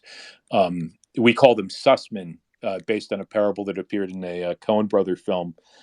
They're essentially unconscious Jews, right? They just are just. The red pill might represent blood. What? The red pill might represent blood, and the blue pill, the blue bloods. Yes. That was the conclusion that we were coming to, Richard and I. But it's kind of it's funny that symbol was adopted by the alt-right, because it's kind of like, I mean, the Matrix is like sort of the inverse or the opposite of the alt-right, right? So, and the alt-right latched onto this symbol. In some ways, it kind of makes sense, especially to the extent that the alt-right is Christian or whatever. But there's a kind of appropriation of like Jewish symbolism there. Well, the whole trilogy represents inverting sex, because the creators made the films as a representation of having a sex change, because they didn't feel comfortable in their own skin. I think that I'm not sure I fully buy that, actually. I think that might be a kind of post facto. Well, here's the thing, Richard. I think that there are effectively layers to Jewish parable, right? Yeah. And that's actually one of the ways that you're able to kind of conceal meaning in parables, is that you have layers, right? So a symbol appears to mean something, like sort of kind of obviously means something, but then it may have another layer where like, oh, it actually kind of means this. But then there's a third layer where it's like, oh, this is a kind of like the sort of the most profound meaning of the symbol. And often has a kind of ethnic, like often the deepest level is a kind of ethnic or Jewish subtext. The moral of the story seems to be that Jesus Christ is the red pill, and that if you take the red pill, you become a savior, or you'll find Jesus. It basically seems that the red pill is associated with Christ. You have to remember that the salvation, the city they were defending when they were out of the Matrix was named Zion. So yeah, and that's one of the reasons, because people have disputed whether or not those two brothers or sisters, respectively, were if they were whether or not they were Jews. The producer was a Jew. I think it's Silver is his name. Yeah. I think that they were pretty obviously Jews, or they were at least cued in sort of on Gem. So It's at they least hadn't. feminine. Well, I think it's kind of even more interesting if you think of them as Catholics. Well, as Polish yeah, especially Catholics. if they're kind of intelligently using Exactly. it. But but what I was going to say is that Zion is, there's no way that like that, just based on my experience of like studying Jewish filmmaking, there's no way that like the term Zion would be used casually in a big Hollywood film like that, and it wouldn't be on some level kind of like symbolically correct or used in a kind of symbolically accurate way. And I think it is actually, because I studied the term Zion, partly based on its use in that film, but just because I was interested in really understanding the symbolism there. And I think it does ultimately that Zion does it does mean a kind of Dionysian like world to come or hereafter, where effectively Jews have triumphed and created a kind of Dionysian world, right? So I think that is a meaning of Zion, effectively. And I actually have an article where I decode it in a kind of closer way than I will here, just because I don't really have the time to do it. But there are very kind of revealing passages where Zion is discussed in the Hebrew Bible, where it is basically kind of describing a kind of a Dionysian, dissolution, or a Dionysian destruction, where ultimately Yahweh is kind of ruling in Zion, because the women, I think of there's some place that's identified as a realm of Gentiles, or I think might be or Edom. It's the equivalent of Edom, and the women are of Edom, or the women of have become these sort of like libertine, sexual, degenerate, women, effectively, right? So that's what's being described as like in Zion, you know what I mean? So I can't quote the book. But I actually have an article, so you can read about it. But so basically that's the kind of that's the implication with Zion. That's what's being described about Zion. And in the ancient world, and this is going back to Nietzsche. This is one thing. This is a kind of mistake that Nietzsche made, is that Yahweh was actually identified by the ancient mythographers with Dionysus or Bacchus, right? And again, I think it's a mistake that Tacitus was looking at he was looking at basically a kind of crypto-Jewish or proto-Jewish cult in the cult of Dionysus, and he didn't really see the kind of Caducean aspect of it. I mean, we look at explicit Jews now, and we're able to kind of differentiate them from Jews in the entertainment industry, which would be the equivalent of, the Dionysian cult. The Dionysia was the Athenian theater. So what Tacitus was missing, he was basically effectively missing the crypto Jews who were running a kind of another cult. This is what even in the Matrix, when you escape the pod, you're born again, because you're in an egg sac and you tear yourself out, like you're tearing yourself out of Saturn and you're being born again. Yeah, no, I mean, I think that the film, however you dice it, it's a deeply Jewish film, right? So The Matrix is a deeply Jewish film. So there's a kind of like perfect poetry that the alt-right, especially to the extent that it's Christian, basically appropriated the symbol of like the red pill. And as they do with Christianity, they basically kind of gave it an opposite meaning, they just took this thing. They were like, this is cool. I'm going to just use this, even though it's kind of like incoherent on some level, right? And I think that incoherency matters. The fact that Christians on the right are basically incoherent. They have a religion that's basically saying the opposite of what they want, right? Yeah.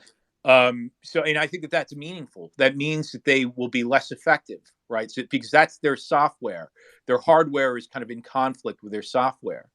And that's why Jews can basically run circles around them, because Jews are coherent. Well, the hardware is still European. Yeah. But Jews have a software that's that works with their hardware. You know what I'm saying? Yeah, I know. But the Christians on the right don't. That's why they flail, and that's why it's such a shit show. You know what I mean? But anyways, I know that I'm not going to convert the Christians on the right to Apolloism. I know that. So I'm not, you know what I mean? Maybe some of them. You have to make a new type of person. You can't convert. you can probably appeal to people who are secular and not religious at all, but yeah, I mean, I think I would agree to a certain extent. I think Apollonians are born to a certain extent. They have to be, they just have to kind of see bullshit and also see bullshit and also not like bullshit. You know what I mean? And also be like, you know what I mean? Analyzed things. Yeah, it's a type of personality to just analyze everything. I've done it my whole life. I noticed that the American Psychiatric Association got rid of this thing called Asperger's. There's a group of people that are very analytical, and they just got rid of it 8 years ago. So this is a diagnosis that kind of describes a type of person who figures stuff out, but they just got rid of it. And they were pathologizing it effectively, right? Right. They got rid of it because it was too accurate, and also because they didn't want people to identify their abilities. Because honestly, that wasn't a mental illness. It sounds like a superpower, but they got rid of the diagnosis because it was they said it would be more inclusive to the rest of the spectrum. It wasn't even part of the spectrum. It was separate from autism, but then they said they didn't want to make people who are on the low end feel bad but they just pushed it together into one diagnosis, and that's totally inaccurate. I mean, you've got crazy people who can't talk, and then at the top you've got high functioning. I just think that's not even true. Yeah, no, I mean, it's interesting. A lot of times I think that when people are diagnosed, it becomes a kind of self-fulfilling prophecy. They become convinced that they have a mental illness, and they can't basically break out of it. You know what I mean? So they become dysfunctional. Not in every case, of course. I mean, obviously there are real mental illnesses, but being analytical is actually not. I mean, even if being too analytical gets someone diagnosed, I think that's might be the only thing I've ever heard of that sounds like a benefit.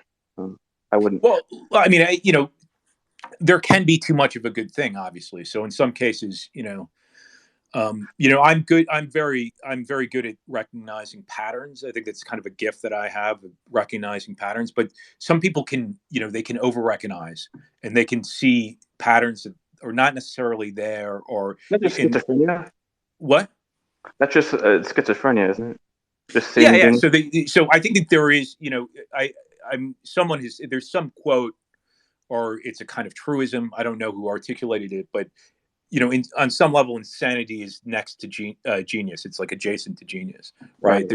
And at some point, some people, I mean, there are very brilliant people in the world, much more intelligent than me or anyone on this call, who are just can't function because they're either insane on some level, or they jumped the shark effectively, right? I would tell people that I'd never go insane, but I can be crazy. But no, yeah, I wouldn't. And I have to control myself. I mean, Richard will tell you. I mean, I'm fucking massively autistic with trying to solve the Jewish symbolism. But I mean, that's useful up to a point. But at some point, it's sort of like this earlier discussion where, like, Nietzsche made some errors. I mean, I'm going to make some errors, and I just have to accept that there will be some little errors. But if I get it mostly right, and I'm able to kind of move the ball further, that's what we need. You know what I mean? You can't, you know what I mean? The alternative to that is just basically going insane and and never producing anything and just trying to, but I feel like the sort of the main important things I was able to address, at least for our time, not everything, obviously. I don't want to oversell this, obviously, but it's just like, as far as analysis of myth goes, I think that we have made some major progress, and that this work will be a major breakthrough on that front. And it will set up other people in the future. I'm mostly excited about artists. It will attract a different type of brain, because most brains like living in this world, but there's certain types of minds that would go insane if they don't make a new world. Yeah, no, I think that's correct. And I think that we also, too, we can't I think that we do need artists is the other thing. That's the other thing I realize, is that we do need artists, and we can't be ashamed to create artists. But I think that the key, though, is to develop a coherent language and to achieve a consensus on that language, and to be making art in a kind of coherent manner that is powerful and effective and useful for our ends, or toward our ends, and not just doing some shit about the human condition and just, proliferating degeneracy in the world or whatever, you know what I mean? So anyways. All right. I'm going to have to call it quits on this. I need to get some work done and go to sleep. All right. Great discussion. All right. Thank you, guys. Thank you. Yeah. Thanks to everyone who participated and contributed. Even my haters. Even not PAX. Thank you, guys. Thank you for listening. See you guys later. Good night. Bye.